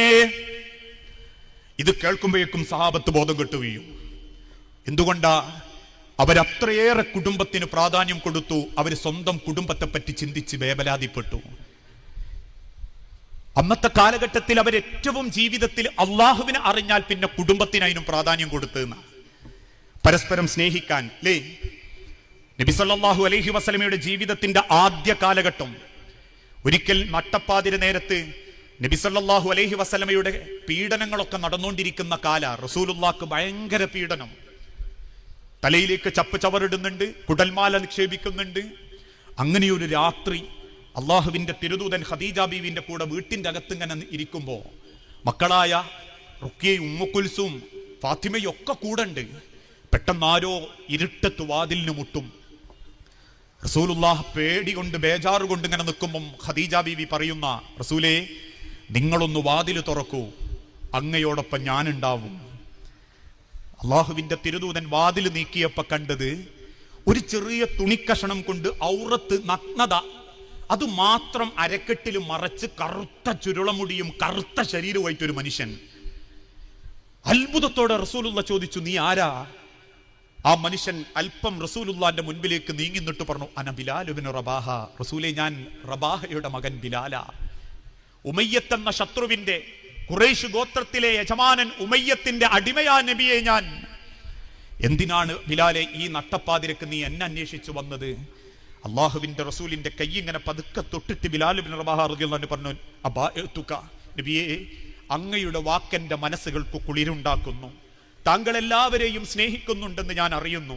അങ്ങയോടൊപ്പം ജീവിക്കാൻ, അങ്ങയുടെ വിശ്വാസം സ്വീകരിക്കാൻ ഞാൻ ആഗ്രഹിക്കുന്നു നബിയെ. സന്തോഷത്തിൽ നബി സല്ലല്ലാഹു അലൈഹി വസല്ലമ ബിലാൽ റളിയല്ലാഹു അൻഹു അങ്ങോട്ട് കെട്ടിയങ്ങോട്ട് പിടിക്കും. കെട്ടിപ്പിടിച്ച തിരുദൂതന്റെ പിടുത്തത്തിൽ നിന്നും ബിലാൽ റളിയല്ലാഹു അൻഹു കൊതറി മാറും. അള്ളാഹുവിന്റെ റസൂൽ ചോദിക്കും, എന്തേ ബിലാൽ, ഞാൻ പിടിച്ച് നിങ്ങൾക്ക് ഇഷ്ടായിട്ടില്ലേ? ബിലാൽ റളിയല്ലാഹു അൻഹു നെഞ്ചു പൊട്ടിയിട്ട് പറയും, അതുകൊണ്ടല്ല നബിയെ, എന്റെ ആയുസ്സിൽ എന്റെ ഉമ്മയല്ലാത്ത ഒരാളും എന്നിങ്ങനെ കെട്ടിപ്പിടിച്ചിട്ടില്ല നബിയെ. എന്നെ കാണുമ്പം കുട്ടികൾ കരിങ്കല്ല് കൊണ്ട് എറിയാറാ പതിവ്, പെൺകുട്ടികൾ എന്നെ കാണുമ്പം കാർക്കിച്ചു തുപ്പാറാ പതിവ്. എന്റെ യജമാനൻ പോലും ഇരുമ്പിന്റെ ചുട്ടുപഴിപ്പിച്ച കമ്പികളെ കൊണ്ട് എന്റെ മുതുക്കത്ത് തല്ലിയിട്ടുണ്ട് നബിയെ. എന്റെ ശരീരത്തിൽ മറ്റൊരു ശരീരം തൊട്ടിട്ടുണ്ടെങ്കിൽ അത് അങ്ങപ്പോ കെട്ടിപ്പിടിച്ചത് കൊണ്ടാ റസൂലേ, അതെനിക്ക് സഹിക്കുന്നില്ല പ്രവാചക. ആ ഇരുട്ടത്ത് തിരിഞ്ഞോടുന്ന ബിലാൽ ഇബ്നു റബാഹനെ ചൂണ്ടി അള്ളാഹുവിന്റെ റസൂലുള്ളയും കരഞ്ഞൂന്ന. ഇതായിരുന്നു പ്രവാചകന്റെ സ്നേഹം, ഇതായിരുന്നു റസൂലുള്ളാന്റെ ബന്ധം. ഇന്നെന്താ നമ്മളിൽ ചിലരുടെ സ്വഭാവം? ഒരുപാട് ആളുകൾ പിണങ്ങി ജീവിക്കുക. ഏത് രക്തബന്ധങ്ങൾ പോലും, ഏട്ടൻ അനിയനെ കണ്ടൂടാ, അനിയൻ ഏട്ടനെ കണ്ടൂടാ, ഏട്ടൻ്റെ അനിയൻ്റെ ഓളെ കണ്ടൂടാ, അനിയൻ്റെ ഏട്ടൻ്റെ ഓളെ കണ്ടൂടാ, നാത്തൂമാർക്ക് ആങ്ങളൻ്റെ ഓളെ കണ്ടൂടാ, ആങ്ങളൻ്റെ ഒക്കെ നാത്തൂമാരെ കണ്ണെടുത്താ കണ്ടൂടാ. എത്ര വാപ്പയമ്മയും മക്കളും ആ തമ്മ പിണങ്ങുന്നത്, എത്ര ഭാര്യ ഭർത്താക്കന്മാരെ ചെറിയ പ്രശ്നത്തിന്റെ പേരിൽ അലോഗ്യം കാണിച്ച് ജീവിക്കുന്നത്, എത്ര മക്കളാ രക്ഷിതാക്കൾ അവഗണിച്ച് ജീവിക്കുന്നത്, എത്ര കുടുംബക്കാരാ ഏട്ടനും അനിയനും പിണങ്ങി ജീവിക്കുന്നത്. മരിച്ച വാപ്പാന്റെ വീതം വെച്ച സ്വത്തിന്റെ പേരിൽ കാർണോരുമായിട്ട് ബന്ധം മുടങ്ങി. ആർക്ക്? അതേ കാർണോരെ ചോര അനിയൻ അല്ലേ ഏട്ടൻ. ഇതൊക്കെ ഒരു ഫാഷന്റെ വർത്താനാ. പെങ്ങളും അളിയനും ഒന്നും കാണലില്ലേ? ഞാളത്ര ലോഗ്യൊന്നുമില്ല, അങ്ങോട്ടും പോക്കില്ല, അങ്ങോട്ടും വരവില്ല. ഇതാരപ്പ പറയുന്നത്? പള്ളിയിൽ ഒന്നാമത്തെ സൊഫിൽ അവ്വല് വക്തിന് വന്നിട്ട് നിസ്കാരത്തായമ്പിന്റെ കറുപ്പുണ്ട് നാട്ടുകാരെ മുക്തക്കിയാന്ന് ബോധ്യപ്പെടുത്തുക ചില ഉലമാക്കള്, ചില മുഅ്മിനീങ്ങൾ. ആക്ഷേപിക്കല്ലോ. കുടുംബബന്ധം മുറിച്ചവൻ പടച്ചോന്റെ സ്വർഗത്തിലില്ല. ലാ യദ്ഖുലുൽ ജന്ന ഖാത്തിഉർ റഹിമ. സഹാബത്ത് ചോദിച്ചു, നബിയെ, ഞാൻ ഒന്നും ചെയ്തിട്ടില്ല, എന്നിട്ടും അവൻ എന്നോട് പക. എനിക്ക് അങ്ങോട്ടില്ല, ഞാൻ സലാം പറയും, മടക്കുന്നില്ല, ഞാൻ എന്ത് ചെയ്യണം? സലാം പറച്ചിൽ നിർത്തട്ടെ? റസൂലുള്ള പുഞ്ചിരിയോടെ പറഞ്ഞ്, നിർത്തരുത്. നിനക്ക് കഴിവിന്റെ പരമാവധി നീ അവനോട് സലാം പറഞ്ഞോ, ബന്ധം ചേർത്തോ. കാരണം നീ പറയുന്ന സലാം മടക്കാത്ത കാലത്തോളം അവൻ നരകത്തിന്റെ ചുടുവണ്ണീര് കഴിക്കേണ്ടവനായിട്ട് വരും. ഒരു കുറ്റവും ചെയ്യാതെ എന്നെ ദ്രോഹിച്ചവനാണ് നബി അവൻ, ഞാൻ എന്ത് ചെയ്യണം? തിരുദൂതൻ പുഞ്ചിരിയോടെ പറഞ്ഞു, തിരിച്ചു ദ്രോഹിക്കണ്ട, അള്ളാഹു കൊടുത്തോളും എന്ന് കരുതി മനസ്സ് പക കൊണ്ടടക്കണ്ട, നീ അള്ളാഹുവിനെ അങ്ങ് ഏൽപ്പിച്ചേക്കണം. ഇന്ന് വിട്ടുതരൂല, മരിക്കുന്നത് വരെ വാശിയ, ഈഗോയ, പകയ. അവസാനം മരിച്ച വാപ്പാന്റെ മയ്യത്തിന്റെ തലക്കും ഭാഗത്തുനിന്ന് പള്ളിയിലെ ഉസ്താദുമാര് കൊടുക്കുന്ന മൈക്കൂടെ മക്കൾ വാങ്ങണം പൊരുത്തം. ജപ്പാക്കങ്ങൾ പൊരുത്തപ്പെട്ടു കൊടുക്കണം, ജമ്മാക്കങ്ങൾ പൊരുത്തപ്പെട്ടു കൊടുക്കണം. എന്തൊരു ഗദ്ഗതാന, എന്തൊരു സങ്കടാന ചിലര് പറയുമ്പോ. പൊരുത്തം വാങ്ങേണ്ടത് ജീവിച്ചിരിക്കുമ്പോഴാ. ചിലരൊക്കെ പള്ളിയിലെ നിസ്കാരത്തിന്റെ ക്വാളിറ്റിയും ആളുകളുടെ ജീവിതത്തെ പറ്റിയൊക്കെ മഹത്വം പറയുന്നത് കാണാം. നാളെ പടച്ച റബ്ബിന്റെ മണ്ണ് കൊണ്ട് കിടത്തുമ്പോ ബാധ്യതകളില്ലാതെ മണ്ണ് കിടക്കാൻ പറ്റണം. ഒരാളെ മനസ്സും വേദനിപ്പിക്കാതെ കിടക്കാൻ പറ്റണം. ഒരാളെ കണ്ണും നിറയിപ്പിക്കാതെ കിടക്കാൻ പറ്റണം. ഒരാളൊരു ഉറുപ്പിയും കട്ടെടുക്കാതെ കിടക്കാൻ പറ്റണം. അവനാ മുഅ്മിൻ, അവനാ മുസ്ലിം. ആരാ മുസ്ലിം? മൻ സലിമൽ മുസ്ലിമൂന. അവന്റെ നാവിന്ന്, അവന്റെ കെടുതിന്ന്, അവന്റെ സ്വഭാവത്തിന്റെ പ്രശ്നങ്ങളിൽ നിന്ന് മറ്റൊരുത്തൻ രക്ഷപ്പെടണം. അതല്ലാതെ അള്ളാഹുവിനൊന്ന് ബോധ്യപ്പെടുത്താൻ വേണ്ടി നിസ്കാരത്തിലൊക്കെ അങ്ങോട്ട് കൃത്യത കാണിച്ച പടച്ചോൻ നമ്മൾ വലിയ മുത്തക്കീങ്ങളാന്ന് അല്ല പറയൂല, നാട്ടുകാർ പറയും. ആള് നല്ല ദീനിയായിട്ടോ. പക്ഷേ ആളുകൾ പറയണ്ട, അള്ളാഹു പറഞ്ഞാൽ മതി നമ്മളെപ്പറ്റി. റളിയല്ലാഹു അൻഹും വറളൂ അൻഹു.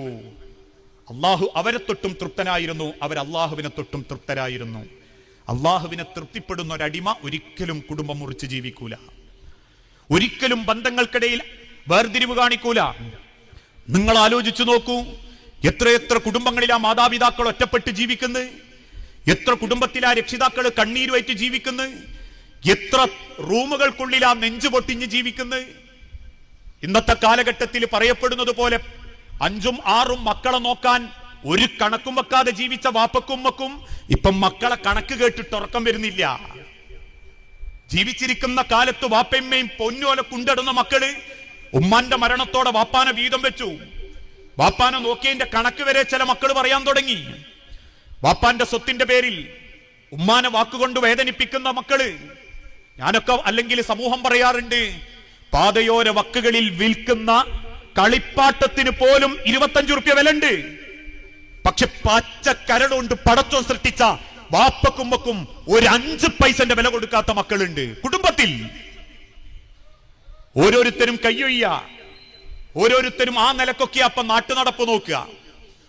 ഇളയവനെ ഏൽപ്പിച്ച് മുങ്ങുന്നവരുണ്ട്. രണ്ടാമത്തെ അത്യാവശ്യം തലക്കേടില്ലാത്തൊരു തറവാട്ടിലെ മോളായതുകൊണ്ട് അല്ലെ സാധു പെൺകുട്ടിയായതുകൊണ്ട് അവിടെ ചാമ്പിയിട്ട് പോകുന്നവരുണ്ട്. ഞാൻ ആരെയും ആക്ഷേപിക്കല്ലോ. പക്ഷെ ഓർക്കണമെന്ന്, ഈ യാത്രയും വാർദ്ധക്യത്തിലേക്കാ. ഇതൊന്നും ഈ തടിയിലുണ്ടാവൂല, ഇതൊന്നും കറുത്തിട്ടുണ്ടാവൂല, ഇതൊന്നും ഇത്ര ശീഘ്രമായ ഒരു കാഴ്ചയിലുണ്ടാവൂല. ഇതും തളരും, ഇതും വെളുക്കും, ഇതിനും പവർ കുറയും. എത്രയേറെ ഞാൻ ഇവിടെ നിന്ന് ഇപ്പൊ നീട്ടിത്തുപ്പിയ ആ സ്പീക്കറിന്റെ അടുത്തെത്തുമെങ്കിൽ എനിക്കൊരു 40 വയസ്സ് കഴിയുമ്പം ഞാൻ ഇവിടെ നിന്ന് നീട്ടിത്തുപ്പണം ആഗ്രഹിച്ചാൽ പോലും എന്റെ വായിന്റെ സൈഡിലൂടെ ഒലിച്ചു ചാടുന്നതും എന്റെ ചെറുപ്പത്തിൽ എന്റെ വായിലൂടെ ഒലിച്ചു ചാടിയതും ഒരേ തുപ്പലാണെങ്കിൽ, ഒരേ ഉമിനീരാണെങ്കിൽ ജീവിതത്തിന്റെ യാത്ര അതേ ചെറുപ്പത്തിലേക്കാണെന്ന് ഓർമ്മിക്കണേ. എഴുന്നേറ്റ് നടക്കാൻ പറ്റാത്തൊരു സമയം വരും. കൈ പിടിക്കാൻ ആള് വേണ്ടി വരും, വാരിത്തരാൻ ആള് വേണ്ടി വരും, ബാത്റൂമിൽ ഒന്നിരിക്കാൻ ആള് വേണ്ടി വരും, ബാത്റൂമിലെ ഫ്ലഷ് ടാങ്കിൽ ഒന്ന് വെള്ളമടിക്കാൻ പോലും ആള് വേണ്ടി വരും. അന്ന് നമ്മളെ മക്കള് നമ്മളെ തിരിഞ്ഞു കുത്തുന്ന ഒരവസ്ഥ അള്ളാഹു കൊണ്ടുവരും. നമ്മളെ കുടുംബത്തിൽ നമ്മളെ മാതാപിതാക്കളെ നമ്മൾ അങ്ങനെയാണ് പരിഗണിച്ചതെങ്കിൽ, എല്ലാ മക്കളും അങ്ങനെയെന്ന് ഞാൻ പറയുന്നില്ല. സ്വന്തം വാപ്പന്റെയും ഇമ്മന്റെയും കൈമന്ന് സ്വർഗം കണ്ട് മരിക്കാൻ വാപ്പക്കുമ്മക്കും തൗഫീക്ക് കിട്ടിയ മക്കളും ഉണ്ട്. സ്നേഹത്തോടുകൂടി രക്ഷിതാക്കളെ പരിഗണിച്ചവര്. ഞാൻ പറയാറുണ്ട്, നമ്മൾ എന്തൊക്കെ തിരക്കിലാണെങ്കിലും ഇടക്കൊന്ന് സംസാരിക്കാൻ നാട്ടുവർത്താനത്തിന്റെ പുറമെ കുടുംബത്തിലൊന്ന് സമയം കണ്ടെത്തണം. വാപ്പന്റെ ഇമ്മന്റെ അടുത്തൊന്ന് പോയിരിക്കണം. നമ്മളിപ്പോഴും മക്കൾ തന്നെയാ. ഞാനിപ്പോ പറയാറുണ്ട്, ഞാൻ 41 വയസ്സായി, എനിക്ക് എന്റെ ഭാര്യ മക്കളും ഈ കൂട്ടത്തിലുണ്ട്. പക്ഷെ ഇപ്പോഴും ഞാനൊരു മകൻ തന്നെയാ. ഞാൻ വലുതായി ഞാൻ സമ്മതിച്ചു തരൂല. എനിക്കിന്റെ അമ്മന്റെയും വാപ്പന്റെയും മോൻ തന്നെയാ ഞാൻ. ആ തിരിച്ചറിവ് രക്ഷിതാക്കൾക്കുണ്ട്. അതുകൊണ്ടാ 85 വയസ്സുള്ള അമ്മ 68 വയസ്സുള്ള മോന് വേണ്ടിയിട്ട് ദ്വാരിക്കുക, പടച്ചോനെ ഓനിഞ്ഞ് ദീർഘായുസ് കൊടുക്കണേ, ഇന്നെ കൊണ്ടുപോയാലോ ഓനെ കൊണ്ടുപോയല്ലേ എന്ന്. ആ വാപ്പനിമ്മനി ഈ ആളുകൾക്ക് വേണ്ടാത്ത വഖലാ റബ്ബുക അല്ലാ തഅബുദു ഇല്ലാ ഇയ്യാഹു വബിൽ വാലിദൈനി ഇഹ്സാനാ ഇമ്മാ യബ്ലുഗന്ന ഇൻദകൽ കിബറ അഹദുഹുമാ ഔ കിലാഹുമാ ഫലാ തഖുൽ ലഹുമാ ഉഫിൻ വലാ തൻഹറുഹുമാ. ഒരിക്കലും നിങ്ങൾ അവരോട് ചെ എന്നൊരു വർത്തമാനം പറയരുത്. അതാലോചിച്ചു നോക്കുന്ന എന്തിനാണെന്നറിയോ നിങ്ങൾക്ക്? അങ്ങനെ ഒരു സ്വഭാവം നമ്മളെ മാതാപിതാക്കളുടെ മുഖത്ത് നോക്കിയിട്ട് നമ്മൾ കാണിച്ചിട്ടുണ്ടെങ്കിൽ അതോടെ നമ്മളെ സ്വൈര്യവും സമാധാനവും പോവും. അതോടെ പോവും, നിങ്ങൾ ഉറപ്പിച്ചോളൂ. സ്വന്തം മാതാപിതാക്കളുടെ മുഖത്തൊരു ബേജാറ് വരുത്തിയിട്ടുണ്ട്, അള്ളാഹു സാക്ഷി, നമ്മളെ ബേജാറ്, നമ്മളെ സമാധാനം അതോടെ പോവും. അത് തരും പടച്ചോ. പിന്നെ എന്തേ പടച്ചോ ഇപ്പൊ തരാത്ത്? ഇപ്പൊ തന്ന അങ്ങക്ക് അത്ര വില ഉണ്ടാവൂല. ഇപ്പൊ നിങ്ങളെ മകൻ 19 വയസ്സുകാരൻ നിങ്ങളോട് നോക്കിയിട്ട് ബാപ്പാക്ക് എന്ത് സുഖം, നിങ്ങളെ പണി നോക്കിയാ പോരെ എന്ന് ചോദിച്ചാൽ നമ്മളോന്റെ തീവ്രതയുടെ പ്രായത്തിന്റെ ടീനേജിന്റെ എടുത്തുചാട്ടായിട്ടേ കാണൂ. പക്ഷെ നാളോം പെണ്ണ് കെട്ടിയിട്ട് നമുക്ക് എഴുന്നേറ്റ് നടക്കാൻ പറ്റാതെ വീട്ടിന്റെ അകത്തിരിക്കുമ്പം അതേ മക്കളെ നാവും വന്ന് കേൾക്കുന്ന സമയത്തുണ്ടാകുന്ന ഒരു ബേജാറുണ്ടല്ലോ, അതുവരെ പടച്ചോ നമ്മളെ കൊണ്ടുനടക്കും. ആ പ്രായത്തിലേക്ക് അള്ളാഹു നമ്മളെ കൊണ്ടുപോകും, തിരിച്ചു തരും അല്ലാഹ്. അത് അള്ളാഹുവിന്റെ വാക്കാ. ദുനിയാവിൽ പടച്ചോൻ കണക്ക് നോക്കുന്നതിൽ 1-ാം സ്ഥാനത്ത് ഏതാണെന്നറിയോ? ഉഖുഖല്ലും മഹാത്. സ്വന്തം വാപ്പനെ ഇമ്മനെയും സങ്കടപ്പെടുത്തിയ മക്കൾക്കുള്ളതാ. അത് ആൺകുട്ടിയാവട്ടെ പെൺകുട്ടിയാവട്ടെ, എല്ലാ മക്കളോടും മരക്കളോടും കൂടിയാ ഞാൻ സംസാരിക്കുന്നത്. ഇതൊക്കെ കേൾക്കുമ്പോൾ ചിലർ ചോദിക്കും, എന്ത് ചെയ്താലും കുറ്റം തന്നെയാ. ആയിക്കോട്ടെ, നിങ്ങൾ ചെയ്യുന്നതിന് നിങ്ങൾക്ക് അള്ളാന്റെ കൂലി കിട്ടും. ദുനിയാവിൽ ഒരു നല്ല വാക്ക് ആരും പറയൂല. ഞാൻ പറയാറുണ്ട്, വെള്ളിയാഴ്ച ജുമാക്ക് ഹുതുബക്ക് കയറി പ്രസംഗിച്ച് പുറത്തിറങ്ങുമ്പോൾ ചിലർ പറയും അടിപൊളി കുത്തിവീണിട്ടോന്ന് അറിയും. പക്ഷേ യൂട്യൂബിൽ അപ്ലോഡ് ചെയ്താലോ പിറ്റേന്ന് വേറെ ആരെങ്കിലും അപ്ലോഡ് ചെയ്താലോ 1-ാമത്തതും 10-ാമത്തതും മുതൽ 150 തെറിയിൽ 100 തെറിയുന്റെ വാപ്പാക്കായിരിക്കും. നല്ലത് പറയാൻ ചിലർക്ക് ആവുകൊണ്ടൂല, ചില ആളുകൾക്ക് അത് ഇഷ്ടപ്പെടൂല. അത് നിങ്ങൾക്ക് അറിയണമെങ്കിലേ നല്ല മുത്തക്കിങ്ങളായിട്ട് പള്ളിയിൽ വെള്ളിയാഴ്ച നേരത്തെ വന്ന് വേക്കലുള്ള ഒരു ഫാൻ നോക്കി തൂണും ചാരിയിരിക്കുന്ന ഒരു ചെറുപ്പക്കാരത്തിനോട് ഒന്ന് സഫൊപ്പിച്ച് നിന്ന് പറഞ്ഞാൽ അതാണാവട്ടെ പെണ്ണാവട്ടെ പറഞ്ഞോന്റെ നേരെ ഒരു നോട്ട, നമ്മൾ നന്നാക്കാനായിട്ടില്ല, ഈ അണെ പോയിരുന്നാ മതി. മനുഷ്യന്റെ സ്വഭാവമാണത് എന്ന് കരുതിയിട്ട് നിങ്ങൾ മാതാക്കള് വെറുക്കരുത്, പിതാക്കള് വെറുക്കരുത്. പ്രായത്തിന്റെ പ്രയാസത്തിലേക്ക് എത്തുമ്പോ അവർക്ക് ആശങ്കയുണ്ടാകും, ഒറ്റപ്പെട്ടു എന്നുള്ള ബേജാറുണ്ടാവും. ഇരിക്കുന്ന പല വാപ്പാർക്കും ആ ബേജാറ് മനസ്സിന്റെ ഉള്ളിലുണ്ട്. ഒരു കാലത്ത് കയ്യിലെ 10ഉം 100 കൊണ്ടും നാടടക്കി ഭരിച്ചിരുന്ന, കുടുംബം ഭരിച്ചിരുന്ന വാപ്പയമ്മയാണ് ഇവര്. അവരായുസിന്റെ ഭാഗങ്ങൾ നീക്കിവെച്ചതിന്റെ സമാധാന ഇന്ന് നമ്മൾ അനുഭവിക്കുന്ന ഓരോ സന്തോഷങ്ങളും. ഓരോ ഉമ്മയുടെ ഗർഭപാത്രത്തിൽ നിന്നും പുറത്തേക്ക് വന്ന സെക്കൻഡ് മുതൽ ഒരു ഉമ്മയുടെ അമൃത് അവരുടെ ഹൃദയത്തിന്റെ മേലെയുള്ള അവരുടെ മുലപ്പാലായി കുടിച്ചു വളർന്നവരാണ് നമ്മളെങ്കിൽ, ആ മാതൃഹൃദയത്തിന്റെ ഉള്ളിലുണ്ടാകുന്ന വേവലാതികൾ നമ്മളെ കുറിച്ചാണെങ്കിൽ ആ വേവലാതിക്ക് അല്ലാഹുവിനോട് നമ്മൾ കണക്ക് പറയേണ്ടി വരും. ഒരായുസ് മുഴുവൻ മക്കൾക്ക് വേണ്ടി ഒരു കുടുംബത്തിന്റെ പടനായകനെ പോലെ കണക്കെഴുതി വെക്കാതെ ഉള്ളതെല്ലാം ഊട്ടിയൊരുക്കുന്ന ഒരു ഉറുമ്പിന്റെ കൂട്ടത്തെ പോലെ സമ്പാദിച്ചു കൊണ്ടുവന്ന് അവസാനം കൈയും കാലും ക്ഷീണിച്ച് ഒരു വെള്ളത്തുണിയും കുപ്പായവും കാച്ചി മുണ്ടും കൈമൽ പിടിച്ച് പള്ളിയിലൂടെ വരാന്തയിലൂടെ ഇറങ്ങിപ്പോകുന്ന ഒരു വാപ്പാന്റെ നെഞ്ചിന്റെ ബലവും ഒരു വാപ്പാന്റെ ത്യാഗവും നിങ്ങൾക്ക് വേണ്ടിയാണെന്നുള്ള തിരിച്ചറിവാണ് അല്ലാഹ് കഴിഞ്ഞാൽ പിന്നുണ്ടാവേണ്ട ഏറ്റവും വലിയ അറിവ്. അല്ലാണ്ട് ഭൗതിക ഡിഗ്രി അല്ല, കുറെ രാഷ്ട്രീയക്കാരന്റെ കഥ വായിച്ച് രസിക്കലുമല്ല. ആ തിരിച്ചറിവ് ഓരോ മക്കൾക്കും ഉണ്ടാവണം, ഓരോ രക്ഷിതാക്കൾക്കും ഉണ്ടാവണം. പല കുടുംബത്തിലും രക്ഷിതാക്കളുടെ വാശിയും ദേഷ്യവും മക്കളുടെ ജീവിതം പോലും നശിപ്പിക്കുന്നുണ്ട്. പറയും എന്നോട് വാപ്പാർക്കും ദേഷ്യം തോന്നാൻ പാടില്ല, സ്നേഹം കൊടുത്താൽ ആ തിരിച്ചു കിട്ടുക. ഒരുപാട് രക്ഷിതാക്കളുടെ വാവിട്ട വാക്ക്, അളവിൽ കവിഞ്ഞ ദേഷ്യം, ഒരുതരം ഈഗോ മക്കളെ ജീവിതത്തെ ഏറെ ബുദ്ധിമുട്ടിലാക്കുന്നുണ്ട്. ഇല്ല എന്നൊന്നും പറയാൻ പറ്റൂല.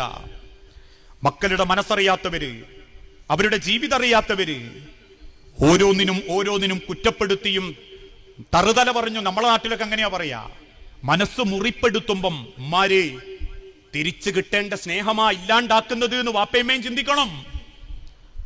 ചില മക്കളെ ആക്ഷേപിക്കുന്നവരുണ്ട്, സ്വന്തം ഭാര്യന്റെ മുൻപിൽ വെച്ചിട്ട് മകനെ കൊഞ്ഞനം കുത്തുന്നവരുണ്ട്, പെൺകുട്ടികളുടെ കുടുംബം നോക്കി അവരെ മര്യക്കൾക്കിടയിൽ വേർതിരിവ് കാണിക്കുന്നവരുണ്ട്. ഇതൊക്കെ ഉണ്ടെങ്കിൽ സ്നേഹം തിരിച്ചു കിട്ടാൻ ഒരു അർഹതയില്ലട്ടോ, അത് വാപ്പയായാലും ഉമ്മയായാലും. ഓരോ മക്കളെയും അവനാന്റെ കുടുംബത്തിൽ കയറി വന്നിട്ടുണ്ട്. ഒരു മക്കളും എന്റെ കുടുംബത്തിൽ നിന്ന് സങ്കടപ്പെടുന്നില്ല എന്ന് ഒരു ഉമ്മക്ക് ഉറപ്പിക്കാൻ പറ്റിയ ആ ഉമ്മ ഒരു ദുനിയാവിൽ ഏറ്റവും തൗഫീഖുള്ള ഉമ്മയാ.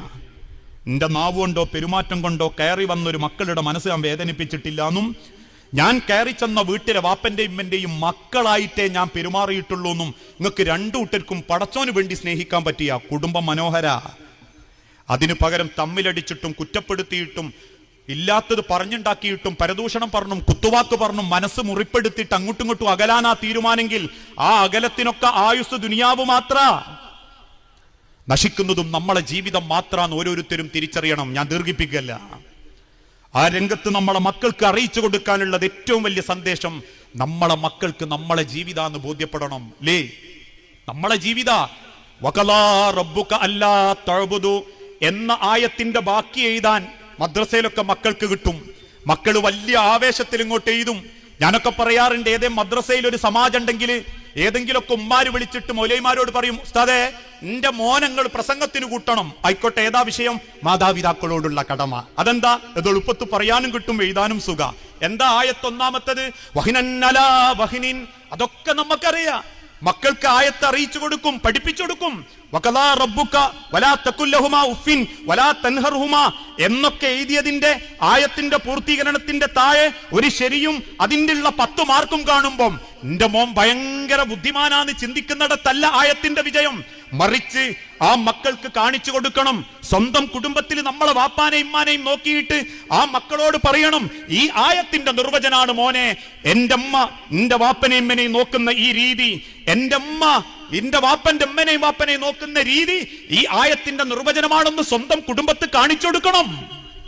അല്ലാണ്ട് മദ്രസയിൽ 5 മാർക്കിന് എഴുതി തീർക്കേണ്ടതല്ല ആയത്തിന്റെ പോരിശ. പ്രസംഗം പഠിപ്പിക്കാൻ മാത്രമുള്ളതല്ല മാതാപിതാക്കളോടുള്ള കടമ. പക്ഷെ ഇന്ന് പല കുടുംബത്തിലും ദീനീ വിദ്യാഭ്യാസം നഷ്ടപ്പെട്ടുകൊണ്ടിരിക്കുകയാണ്. അതുകൊണ്ട് തന്നെ ആ മദ്രസകളിൽ ആള് കുറയുന്നു. മഹാനായ മർഹൂം AP അബ്ദുൽ ഖാദർ മൗലവി മരണത്തിന്റെ തൊട്ടു മുൻപ് പറഞ്ഞൊരു വാക്ക് ഇപ്പോഴും എന്റെ മനസ്സിലുണ്ട്. അദ്ദേഹം പറഞ്ഞു, ഈ സമൂഹത്തോട് വെട്ടിപ്പിടിച്ചിട്ടും മത്സരിച്ചിട്ടും നമ്മൾ ഉണ്ടാക്കിയതായിരുന്നു മദ്രസ ആണ്. ഒന്ന് ചിന്തിച്ചു നോക്കൂ.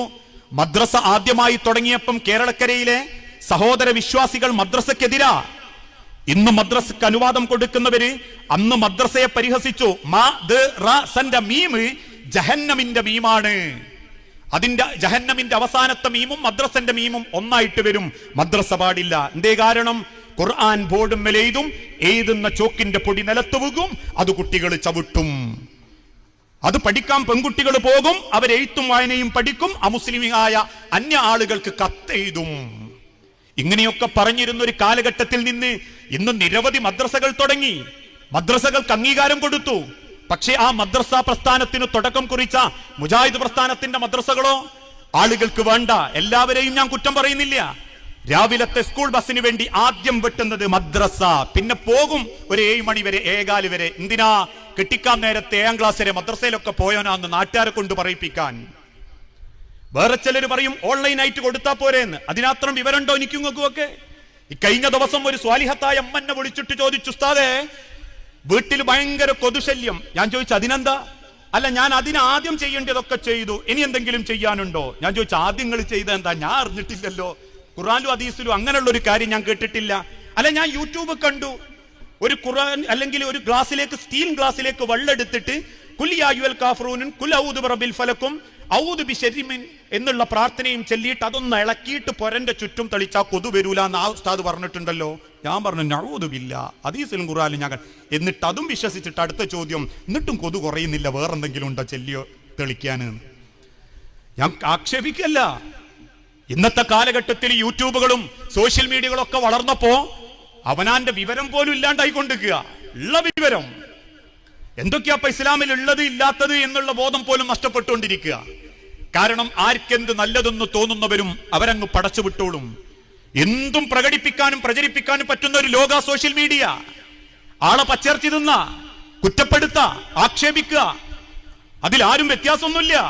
താടി നീട്ടിയോനാവട്ടെ, മീശ പച്ച വെട്ടിയോനാവട്ടെ, തലപ്പാവ് ധരിച്ചവനാവട്ടെ, പച്ചർച്ചി തിന്നുന്നിടത്തും കള്ളത്തരം പറയുന്നിടത്തും യാതൊരു മടിയുമില്ല. അതൊക്കെ ഒരു ഹലാലായ മാർഗമായിട്ടാണ് ഇന്ന് ചിലർ കാണുന്നത്. പരദൂഷണം പറയുന്നതും എഴുതുന്നതും രണ്ടും വ്യത്യാസമാണെന്നുള്ള ധാരണയാണോ എന്ന് പോലും അറിയാത്ത നിലക്ക് മതത്തിലുള്ളതും ഇല്ലാത്തതും, മതത്തിൽ രേഖപ്പെടുത്തിയതും രേഖപ്പെടുത്താത്തതും ആൾക്കാരങ്ങോട്ട് പടച്ചു വിട്ടുവിടുക. എന്തിന്? ഈ ഉമ്മത്തിനെ നശിപ്പിക്കാൻ, നിർഭയത്വം നഷ്ടപ്പെടുത്താൻ, ഇല്ലാത്ത കാര്യങ്ങൾ സമൂഹത്തിനിടയിൽ പ്രചരിപ്പിക്കാൻ. അതിൻ്റെ ഇടയിൽ നമ്മളെ മക്കളെ ദീനീ ചിട്ടയിൽ വളർത്തുക എന്നുള്ളത് വലിയൊരു ത്യാഗം തന്നെയാ. അതിന് നമ്മളെ മദ്രസകളെ നമ്മളെ സഹായിച്ചിട്ടുള്ളൂ.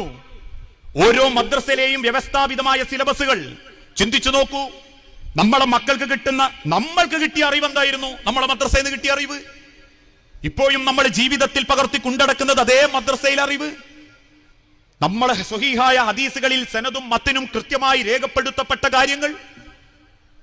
ലൊയ്ഫാണോ തള്ളേണ്ടത് തള്ളണം, സ്വഹീഹാണോ സ്വീകരിക്കേണ്ടത് സ്വീകരിക്കണം. നാട്ടുകഥകളും കെട്ടുകഥകളും നിർമ്മിത കഥകളും വേണ്ടാത്ത കഥകളും ഇസ്ലാമിലേക്ക് ചേർക്കാൻ പാടില്ല. ആരോ എഴുതി വിടുന്നതും പടച്ചു വിടുന്നതും മതത്തിന്റെ പേരിൽ അവതരിപ്പിക്കാൻ പാടില്ല. എന്താണോ ഖുർആനിലും ഹദീസിലും സ്ഥിരപ്പെട്ടു വന്നത്, ആ സ്ഥിരപ്പെട്ടു വന്നത് നമ്മൾ അംഗീകരിച്ചേ മതിയാകൂ. അതെവിടുന്നാ കിട്ടുക? അള്ളാഹുവിന്റെ ഖുർആനിക പഠന കേന്ദ്രങ്ങളിൽ നിന്ന്, മദ്രസകളിൽ നിന്ന്. പക്ഷെ ഇന്ന് മദ്രസ വേണ്ടായിരിക്കും. എ.പി. അബ്ദുൽ ഖാദർ മൗലവി പറഞ്ഞ വാക്കിങ്ങനെയാ, നമ്മളായിരുന്നു മദ്രസ തുടങ്ങിയത്. ആ മദ്രസയുടെ വില ഇന്നറിയാത്തവരും നമ്മളിൽ പലരും തന്നെയാ. എത്രയോ മക്കൾക്ക് മദ്രസ വിദ്യാഭ്യാസം കിട്ടുന്നില്ല. എത്രയോ ആളുകൾക്ക് ആ അറിവിലേക്ക് എത്തിപ്പെടാൻ പറ്റുന്നില്ല. അതിന്റെ ഭവിഷ്യത്തുകളോ ഇന്നത്തെ ഉമ്മത്തിൽ നമ്മൾ കണ്ടുകൊണ്ടിരുന്നില്ലേ? നമ്മളെ വളരുന്ന തലമുറയെ എത്ര പേരാ കൂട്ടം കൂടി നശിപ്പിക്കുന്നത്. ഏതാനും ചില ദിവസങ്ങൾക്ക് മുൻപ് കേരളത്തിൽ ഏക സിവിൽ കോഡ് കൊണ്ടുവരണമെന്ന് ഇന്ത്യ മഹാരാജ്യത്തിന്റെ പരമോന്നതരായ ചില ആളുകൾ രേഖപ്പെടുത്തിയപ്പോ കേരളക്കരയിലുള്ള പല ക്യാമ്പസുകളിലേക്കും മുസ്ലിം പെൺകുട്ടികളുടെ അടുത്തേക്കും മൈക്കിന്റെ കോലും പിടിച്ച് ചില ഓൺലൈൻ ചാനൽമാർ കയറി ചെന്നു. തട്ടമിട്ട മഫ്തയിട്ട പെൺമക്കളോടും ആൺമക്കളോടും ചോദിച്ചു, ഏക സിവിൽ കോഡിനെ പറ്റി നിങ്ങളുടെ അഭിപ്രായം എന്താ? ആ പെൺകുട്ടികളിൽ ആഗവത്തോടെ പുച്ഛത്തോടെ തിരിച്ചു പറഞ്ഞു, അത് വരണം. ഒരുമിച്ച് കൊന്നിട്ട് അല്ലെങ്കിൽ ഒരുമിച്ച് അടക്കാനാ തീരുമാനെങ്കിൽ, കത്തിക്കാനാ തീരുമാനെങ്കിൽ കത്തിക്കട്ടെ. എന്തിനാ നിങ്ങൾക്ക് ആ പ്രശ്നം? ഏക സിവിൽ കോഡ് വരട്ടെ, ഒരേ നിയമം വരട്ടെ. ഞങ്ങൾക്ക് തോന്നിയതുപോലെ ജീവിക്കാനുള്ള അവകാശം വേണം. വിവാഹത്തിനൊന്നും ഞങ്ങളെ നിർബന്ധിക്കാൻ പാടില്ല. ഇസ്ലാമിൽ 19 വയസ്സാകുമ്പോഴേക്കും 21 വയസ്സാകുമ്പോഴേക്കും 25 വയസ്സാകുമ്പോഴേക്കും കെട്ടിക്കണം എന്നൊക്കെ പറയുന്നത് മഹാ അബദ്ധ. ഞങ്ങൾക്ക് സ്വന്തം കാലിൽ നിൽക്കണം, ഞങ്ങൾക്ക് പഠിക്കണം, ഞങ്ങൾക്ക് ജോലി കിട്ടണം, വിവാഹത്തിനൊന്നും നിർബന്ധിക്കാൻ പാടില്ല. ഇനി നിർബന്ധിക്കുകയാണെങ്കിൽ തന്നെ ലിവിംഗ് ടുഗദറുകളും അമ്പയർ സ്റ്റഡികളും ഒരുമിച്ചുള്ള 5-6 മാസത്തെ ജീവിതവും മതി. ആ ലൈംഗിക സുഖമൊക്കെ ഞങ്ങൾ അല്ലാണ്ട് തന്നെ എടുത്തോളാം. ഇനി അതല്ല, ഗർഭം ധരിക്കാനും മക്കളെ നോക്കാനൊന്നും നിർബന്ധിക്കാൻ പാടില്ല. അതിന് പറ്റാത്തത് കൊണ്ടാണ് ഞങ്ങൾ പെണ്ണുങ്ങളെ തന്നെ കെട്ടുന്നത്, ആണുങ്ങളെ തന്നെ കെട്ടാൻ തീരുമാനിച്ചത് എന്ന് പെൺമക്കൾ പറഞ്ഞ് ആൺമക്കൾ പറഞ്ഞ് മീഡിയകൾക്ക് മുൻപിൽ ലിബറലിസം വിളമ്പിയപ്പോ കേരളത്തിലെ പല രക്ഷിതാക്കളും മുഖത്ത് വിരൽ വെച്ചിട്ടുണ്ട്. ആ വെച്ച രക്ഷിതാക്കളിൽ നാളെ ഒരു പക്ഷെ ഞാനുങ്ങളും പെടും. എന്തേ കാരണം? അറിയൂല മക്കൾക്ക്. മരിച്ച വാപ്പാന്റെ മയ്യത്ത് വെള്ളരിൽ പൊതിഞ്ഞ് കർപ്പൂരത്തിന്റെ വെള്ളം ചേർത്ത് വൃത്തിയായി കുളിപ്പിച്ച് പടച്ചോന്റെ പള്ളിയുടെ 1-ാമത്തെ സെഫ് കൊണ്ടുവച്ച് 6 അടി മണ്ണിലേക്ക് എത്തുന്നതിന്റെ മുൻപ് വാപ്പാന്റെ തലക്കും ഭാഗത്ത് നിന്ന് ഉമ്മാന്റെ മധ്യഭാഗത്ത് നിന്ന് അല്ലാഹുമ്മ അഗ്ഫിർ ലഹു വർഹംഹു വഅഫീഹി വഅഫു അൻഹു വഅക്രിം നുസുലഹു വവസ്സി മദ്ഖലഹു എന്ന് പറയുന്നതിന്റെ ഈമാനും പിന്നീട് പെരുന്നാളിനാവട്ടെ അല്ലാത്ത ദിവസങ്ങളാവട്ടെ വാപ്പാന്റെ കബറും പുറത്തു പോയൊന്ന് നെഞ്ചു പൊടിഞ്ഞ് വാപ്പാക്ക് വേണ്ടി പ്രാർത്ഥിക്കുന്നതൊക്കെ വാപ്പാക്ക് കബറിലേക്ക് കിട്ടുമെന്ന ബോധവും മക്കൾക്കില്ലെങ്കിൽ ആ ബോധം ഉണ്ടാക്കി കൊടുക്കാൻ പറ്റാത്ത രക്ഷിതാക്കളാ കുറ്റക്കാര്. അതറിയിച്ചു കൊടുക്കണം നമ്മളെ മക്കൾക്ക്, വളരുന്ന തലമുറക്ക്. അത്രയേറെ ലിബറലിസം ഇന്ന് മക്കളെ മനസ്സിനെ സ്വാധീനിച്ചുകൊണ്ടിരിക്കുകയാണ്. ചുണ്ടിലെരിയുന്ന സിഗരറ്റ്, മാടിക്കുത്തുന്ന തോർത്തുമുണ്ട്, നാവിനടിയിൽ തിരികൽ, മൂക്കിലേക്ക് വലിച്ചു കയറ്റൽ, ഞരമ്പുകളിൽ കുത്തിത്തായ്ത്തൽ, ഇതൊക്കെ ഹീറോയിസം, ആണത്വം. അങ്ങനെയല്ലേ നമ്മളെ മക്കളെ ലിബറലുകൾ പഠിപ്പിച്ചുകൊണ്ടിരിക്കുന്നത്? അങ്ങനെയല്ലേ നിരീശ്വരവാദികൾ പഠിപ്പിച്ചുകൊണ്ടിരിക്കുന്നത്? കേരളക്കരയിലുള്ള ഓരോ സെക്കൻഡുകൾ പരിശോധിച്ചു നോക്കൂ. ഉപഹിതായ മുസ്ലിമായ കുടുംബങ്ങളിൽ പോലും നിരീശ്വരവാദികളുടെ വൃത്തികേടുകൾ കയറിയിറങ്ങാൻ തുടങ്ങി. ക്യാമ്പസുകളിൽ ചോദ്യം ചെയ്യപ്പെടാൻ ആളില്ല. മൈ ബോഡി മൈ ചോയ്സ്, നിന്റെ ലൈഫ് നിന്റെ ജീവിതം, കുടിക്കണോ കുടിച്ചോ. എത്രയേറെ മക്കൾ അരക്ഷിതാവസ്ഥയിലെത്തി, കള്ളിലും കഞ്ചാവിലും അടിമപ്പെട്ടു, അവസാനം ആത്മഹത്യ ചെയ്തു. എത്ര കുടുംബങ്ങൾ കണ്ണീരനുഭവിക്കുന്നു. ഇങ്ങനെയൊക്കെ ആവലാതിപ്പെടുമ്പോഴും നാട്ടിലെ മദ്രസയിൽ മക്കളുണ്ടോ? അതില്ല, അത് നമുക്ക് പറ്റൂല. അത് ഖുർആനോത്താവട്ടെ ഹദീസാവട്ടെ അള്ളാഹുവിന്റെ കലാമാവട്ടെ അതിപ്പോഴും അക്ഷരത്തെറ്റില്ലാണ്ട് ഓതാനും പഠിക്കാനും നമുക്കൊരു താല്പര്യം ഇല്ല എന്നുള്ളത് കൊണ്ട് തന്നെ എല്ലാം അങ്ങനെയെന്ന് ഞാൻ ആക്ഷേപിക്കുന്നില്ല. പ്രിയപ്പെട്ടവരെ, ഒരു മദ്രസ നാടിന്റെ ഏറ്റവും വലിയ വെളിച്ചമാ, ഒരു പ്രദേശത്തിന്റെ വെളിച്ചമാ, ഒരു സമൂഹത്തെ വാർത്തെടുക്കുന്ന വിളക്കുമാടങ്ങളാ മിസ്ബാഹുകൾ, മദ്രസകൾ. ആ മദ്രസകളെ നശിപ്പിക്കാൻ വേണ്ടി ഒളിഞ്ഞും തെളിഞ്ഞും ഫാസിസക്കാരനും ഇസ്ലാമിന്റെ ശത്രുക്കളും അതോടൊപ്പം നിരീശ്വരവാദികളും പണിയെടുത്തോണ്ടിരിക്കുമ്പോ കയ്യും മെയ്യും സമ്പത്തും ഉപയോഗിച്ച് സംരക്ഷിച്ചു നിർത്തേണ്ട ബാധ്യത പടച്ചോൻ നമ്മളെ ഏൽപ്പിച്ചിട്ടുണ്ട്. ഖൈറുക്കും മൻ തഅല്ലമൽ ഖുർആന വഅല്ലമഹു, നിങ്ങളിൽ ഏറ്റവും നല്ലവനാരാ? അവനാണ് വേറൊരു കാര്യത്തിൽ ഇടപെടാണ്ട് അവല് വക്തിന് വന്ന് നിസ്കരിച്ചു പോകുന്നവൻ നല്ല അല്ലാഹു പറഞ്ഞേ. ഖുർആൻ പഠിക്കുകയും പഠിപ്പിക്കുകയും ചെയ്യുന്നവൻ. പഠിപ്പിക്കുക എന്ന് പറഞ്ഞാൽ നിങ്ങൾക്ക് ചിലപ്പോൾ അധ്യാപകനാകാൻ പറ്റിക്കൊള്ളണമെന്നില്ല, ഒരു ബെഞ്ച് ഉണ്ടാക്കി കൊടുക്കാൻ പറ്റും. നിങ്ങൾക്ക് ആ നിലക്കുള്ള സഹായങ്ങൾ ചെയ്യാൻ പറ്റും. നിങ്ങൾ ആലോചിച്ചു നോക്കൂ. മരിച്ചാലും കബറിലേക്ക് കിട്ടുന്ന ഒരു കൂലിയ.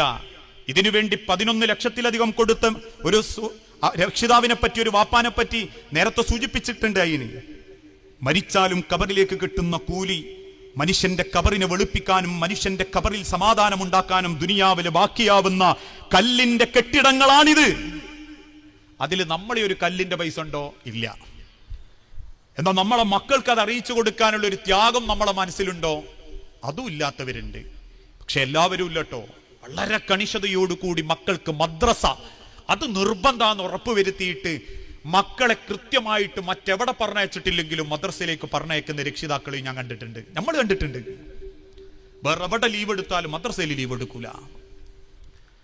അതൊക്കെ ഏറ്റവും ഹൈറ്. ആ ദീനി വിദ്യാഭ്യാസം എത്തിച്ചു കൊടുക്കാൻ, അറിയിച്ചു കൊടുക്കാൻ ഇപ്പോഴേ തുടങ്ങണം നമ്മൾ മക്കൾക്ക് അറിയിച്ചു കൊടുക്കാൻ. കാരണം അത്രയേറെ നാട് ആളുകൾ അന്ധകാരത്തിലേക്ക് കൂട്ടിക്കൊണ്ടുപോയിക്കൊണ്ടിരിക്കുകയാ, സമാധാനം നഷ്ടപ്പെട്ടുകൊണ്ടിരിക്കുകയാ. സമൂഹത്തിൽ അനുസരണങ്ങൾ ബാധിക്കാത്ത അല്ലെങ്കിൽ അനുസരണയില്ലാത്ത മക്കളും അനുസരണക്കേട് മാത്രം കുത്തകയാക്കിയ മക്കളും ആരെയും കൂസാതെ ജീവിക്കലാണ് ഹീറോയിസം എന്ന് തെറ്റിദ്ധരിക്കുന്ന ഒരു മാനസികാവസ്ഥയിലേക്ക് അവൾ വളരുന്നുണ്ടെങ്കിൽ ഇനി നമുക്ക് ആശ്രയം നമ്മളെ മദ്രസകൾ മാത്രമാ, വെള്ളിയാഴ്ചത്തെ ജുമുഅകൾ മാത്രമാ. അതറിയിച്ചു കൊടുക്കണം. അൽ-ഈമാനു യസീദു വയൻകുസു. ഇന്നത്തെ രാത്രിയത്തെ ഈമാൻ ആയിക്കല നാളെ എന്തോ 2 പരീക്ഷണം വരുമ്പോഴേക്കും നമ്മളെ മനസ്സൊക്കൊന്ന് തകരും, മനസ്സൊക്കൊന്ന് ബേജാറാവും. അള്ളാഹു പറയാ, നിങ്ങൾ അലാ ബിദിക്രില്ലാഹി തത്മഇന്നുൽ ഖുലൂബ്. അള്ളാന്റെ ഖുർആൻ ഒന്ന് സമീപിച്ചു നോക്കൂ.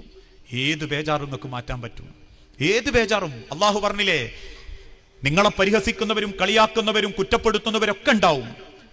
തിരിച്ചുങ്ങൾ പറയാതിരിക്കുമ്പം അവരെക്കാൾ നിങ്ങൾ ഉന്നതിയിലെത്തുന്നവരാ, അവരെക്കാൾ നിങ്ങൾ ഉന്നതിയിലെത്തുന്നവരാ. അങ്ങനെ ഒന്ന് ചിന്തിച്ചു നോക്കി. നമ്മളെ കളിയാക്കുന്നവര്, പരിഹസിക്കുന്നവര്, കുറ്റം പറയുന്നവര്, കുത്തുവാക്ക് പറയുന്നവര്, തെറി പറയുന്നവര്, തെറി എഴുതുന്നവര്, അതൊക്കെ കാണുമ്പോൾ നിങ്ങൾ ബേജാറാകല്ലേ വേണ്ടി, ഇവനേക്കാളൊക്കെ എത്ര നല്ലോനാ ഞാൻ എന്ന് ചിന്തിച്ചു നോക്കി. ഇതൊക്കെ തലയിലുണ്ടായിട്ടും അല്ലെങ്കിൽ തലപ്പാവുണ്ടായിട്ടും താടി ഉണ്ടായിട്ടും മീശ ഉണ്ടായിട്ടും 5 വക്ത് നിസ്കരിച്ചിട്ടും നോമ്പ് വെച്ചിട്ടും ഇമ്മാതിരി നാറിയ നാവും ഇമ്മാതിരി വൃത്തിയില്ലാത്ത മനസ്സുമാണെങ്കിൽ അവനേക്കാളൊക്കെ എത്രയോ നല്ലോനല്ലേ ഞാൻ. അലാ ബിദിക്രില്ല. എന്തൊരു സമാധാനാന്നറിയോ, എന്തൊരു സ്വസ്ഥതയാണെന്നറിയോ. ഒരാളെ മുൻപിൽ പിന്നെ നമ്മൾ തല ഉയർത്താതെ ജീവിക്കൂല. ഞാൻ പറയുന്നത്, പടച്ചോന്റെ ദീന് നമ്മളെ കയ്യിലുണ്ടോ, അള്ളാന്റെ ഖുർആനും ആ ഖുർആനിക പഠനവും നമ്മളെ മനസ്സിലുണ്ടോ, നമുക്ക് സമാധാനേ ദുനിയാവിലുണ്ടാവും. എന്തില്ലെങ്കിലും പടച്ചോൻ സമാധാനം നമുക്ക് എത്തിച്ചേരും. ആ സമാധാനത്തിനുള്ള മാർഗങ്ങളാണ് മുൻഗാമികളായ ആളുകൾ കണ്ടെത്തിപ്പോയതെങ്കിൽ ഇന്നതില്ലാതാക്കാൻ വേണ്ടി ശ്രമിക്കുന്നവരുടെ കൂടെ കൂടരുത്, അറിയാതെയെങ്കിലും കൂടിപ്പോകരുത്. കേരളത്തിലെ രാവിലത്തെ മദ്രസ ഒഴിവാക്കണം എന്ന് പറഞ്ഞപ്പം കേരളത്തിലെ കുറെ മാപ്പിള മുസ്ലിങ്ങളും പറഞ്ഞു, അത് ശരിയാണ്, രാവിലെ എണീറ്റ് വരാൻ പ്രശ്നമാണ്, അതുകൊണ്ട് മദ്രസ വേണ്ട. മനുഷ്യന്റെ ഹൃദയം പാകപ്പെട്ട അവന്റെ ഹൃദയത്തിലേക്ക് രാവിലെ ആയാലും വൈകുന്നേരമായാലും ദീനിന്റെ ചിന്തകൾ നഷ്ടപ്പെടുത്താനേ എന്നും ദുശക്തികൾ ശ്രമിച്ചിട്ടുള്ളൂ. പ്രിയപ്പെട്ടവരെ, ഞാൻ നിർത്തുക. ഇന്നല്ലെങ്കിൽ നാളെ അള്ളാഹുവിന്റെ അരികിലേക്ക് തിരിച്ചു പോകുമ്പോൾ നമുക്ക് വേണ്ടി പ്രാർത്ഥിക്കുന്ന ഒരു മക്കളെങ്കിലും ഈ ലോകത്ത് ബാക്കിയുണ്ടാവണം. അത് നമുക്ക് കിട്ടുന്ന അനന്തര സ്വത്താ. നമ്മൾ മരിച്ചു കഴിഞ്ഞാൽ നമ്മളെ ഓർത്തിട്ട് ഒരാൾ മനസ്സറിഞ്ഞു പറയാ, എവിടെയോ കിടക്കുന്ന ഒരാള്. ഞാൻ ഈ അടുത്ത ദിവസം ഒരു വിഷയത്തിൽ ഇങ്ങനെ ഇടപെട്ടപ്പോ എനിക്ക് വലിയ അത്ഭുതം തോന്നി. നാട്ടിലുള്ള ഒരാൾക്കൊരു ആക്സിഡന്റ് പറ്റിയെന്ന് കേട്ടപ്പോ അയാൾക്ക് നാട്ടിലൊക്കെ പള്ളിയിൽ ഇങ്ങനെ പ്രാർത്ഥനകളൊക്കെ ഉണ്ട്. ആ സമയത്താണ് ഒരാൾ ഇന്ന ഫോൺ വിളിക്കുന്നത്. ഫോൺ വിളിച്ചിട്ട് അദ്ദേഹം ചോദിച്ചു, ഇന്ന ആൾക്ക് അപകടം പറ്റിയെന്ന് കേട്ടു. ഞാൻ പറഞ്ഞതാ. അയാൾ കരയാൻ തുടങ്ങി. എന്നോട് ചോദിച്ചു, സുഖമുണ്ടോ? ഞാൻ പറഞ്ഞ ആ സുഖമുണ്ട്, കുഴപ്പമൊന്നുമില്ല, കാലിന് ചെറിയൊരു ഫ്രാക്ചറേ ഉള്ളൂ, അത് എളുപ്പത്തിൽ ശരിയാവുകയും ചെയ്യും. അൽഹംദുലില്ലാ. ഞാനത് കേട്ടത് മുതൽ മനസ്സറിഞ്ഞ് പ്രാർത്ഥിക്കുക. ഞാൻ ചോദിച്ചു, നിങ്ങളാരാണ്? നിങ്ങൾ അറിയൂലെന്നാ?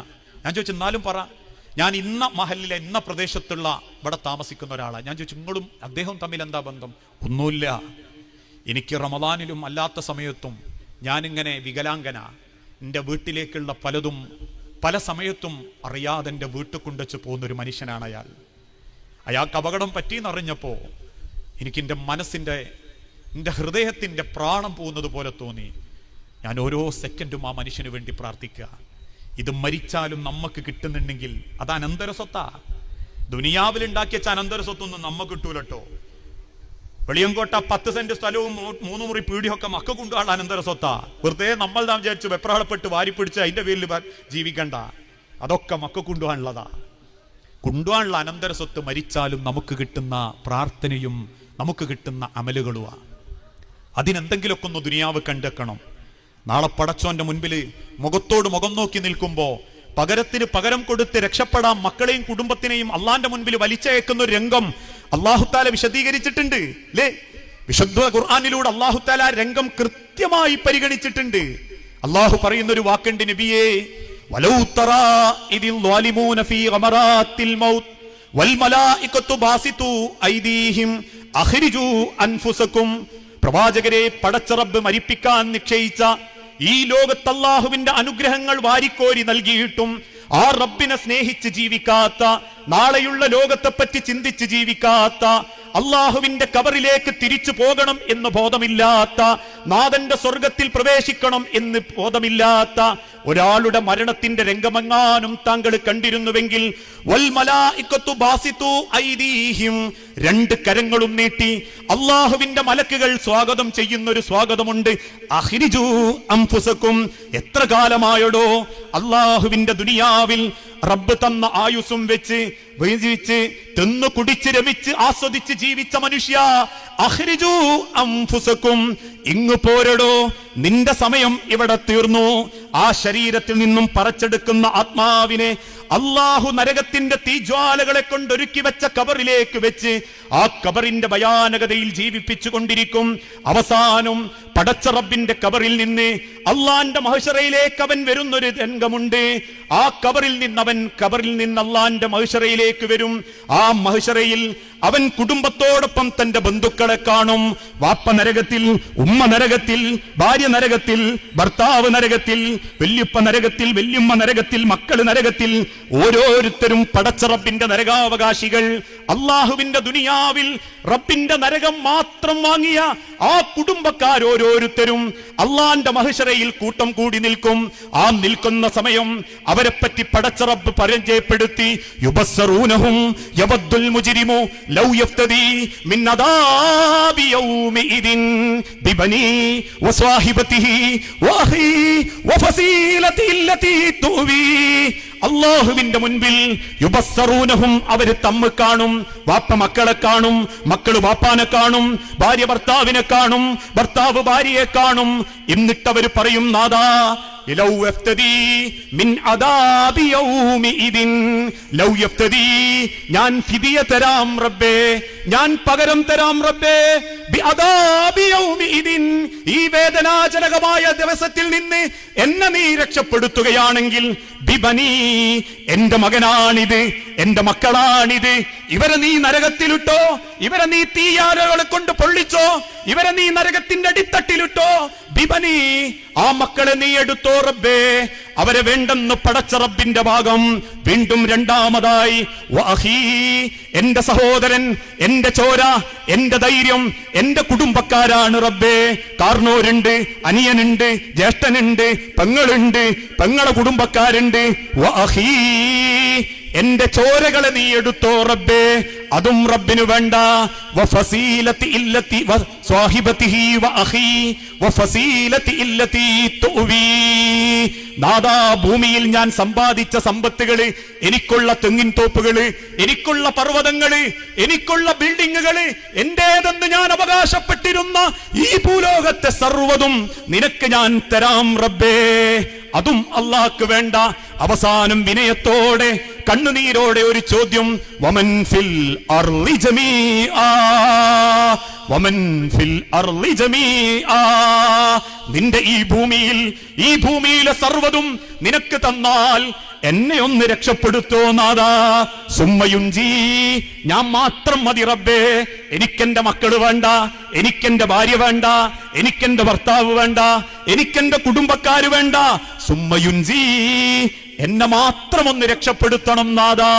അള്ളാന്റെ കൽപ്പന വരും, കല്ലാ ഇന്നഹാ ലളാ, വേണ്ടടോ വേണ്ട, ഇതൊക്കെ ഞാൻ നിന്നെ ബോധ്യപ്പെടുത്തിയിട്ടുണ്ട്. മരണമുണ്ടെന്നും മടക്കമുണ്ടെന്നും തിരിച്ചു പോകേണ്ടവനാണെന്നും നാഥനെ കണ്ടുമുട്ടുമെന്നും സ്വർഗമുണ്ടെന്നും നരകമുണ്ടെന്നും ആളിക്കത്തുന്ന അഗ്നികൂണ്ടാരങ്ങളുണ്ടെന്നും നിന്നെ ഞാൻ ബോധ്യപ്പെടുത്തി തന്നിട്ടുണ്ട്. ഇന്നഹാ ലളാ നസ്സാഅത്തൻ ലിശ്ശവാ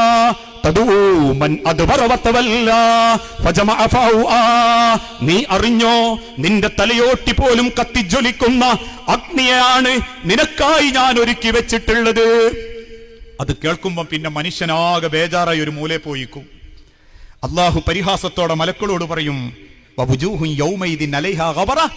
കണ്ടോ, മുഖത്തൊക്കെ കരുവാളിച്ച് പൊടി പരണ്ട് കൂരിക്കൂടിയിരിക്കുന്ന ഒരു കൂട്ടരെ കണ്ടോ ഈ ആ കുടുംബം?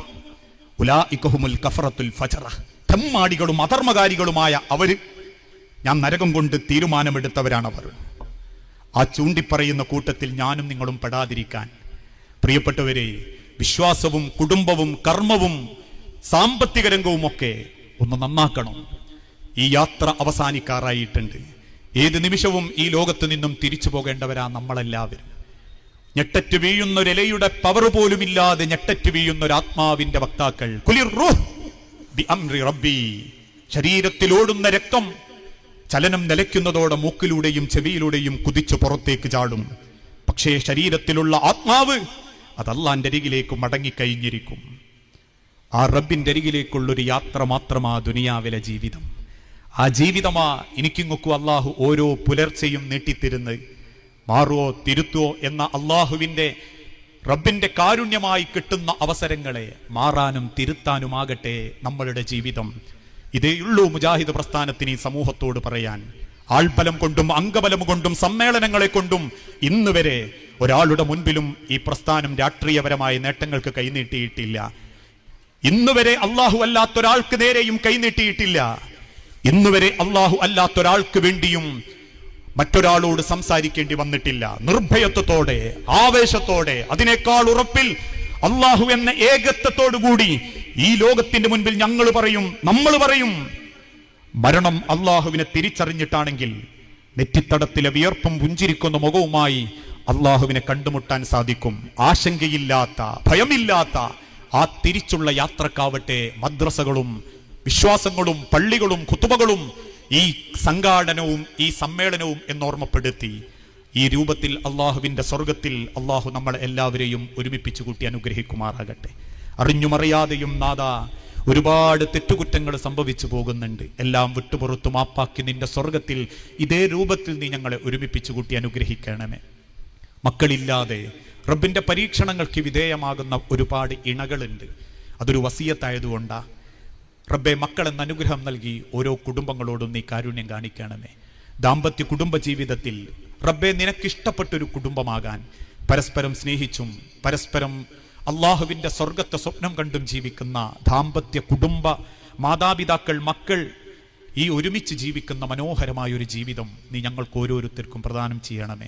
അല്ലാഹു മഗ്ഫിർ ലിൽ മുഅ്മിനീന വൽ മുഅ്മിനാത്ത് അൽ മുസ്ലിമീന വൽ മുസ്ലിമാത്ത് അൽ അഹ്യാഹു മിൻഹും വൽ അംവാത്ത് ഇന്നക മുജീബുദ് ദഅവാതി യാ ഖാദിയൽ ഹാജാത്ത്. اللهم اعز الاسلام والمسلمين واذل الشرك والمشركين. اللهم اجرنا من النار. اللهم اجرنا من النار.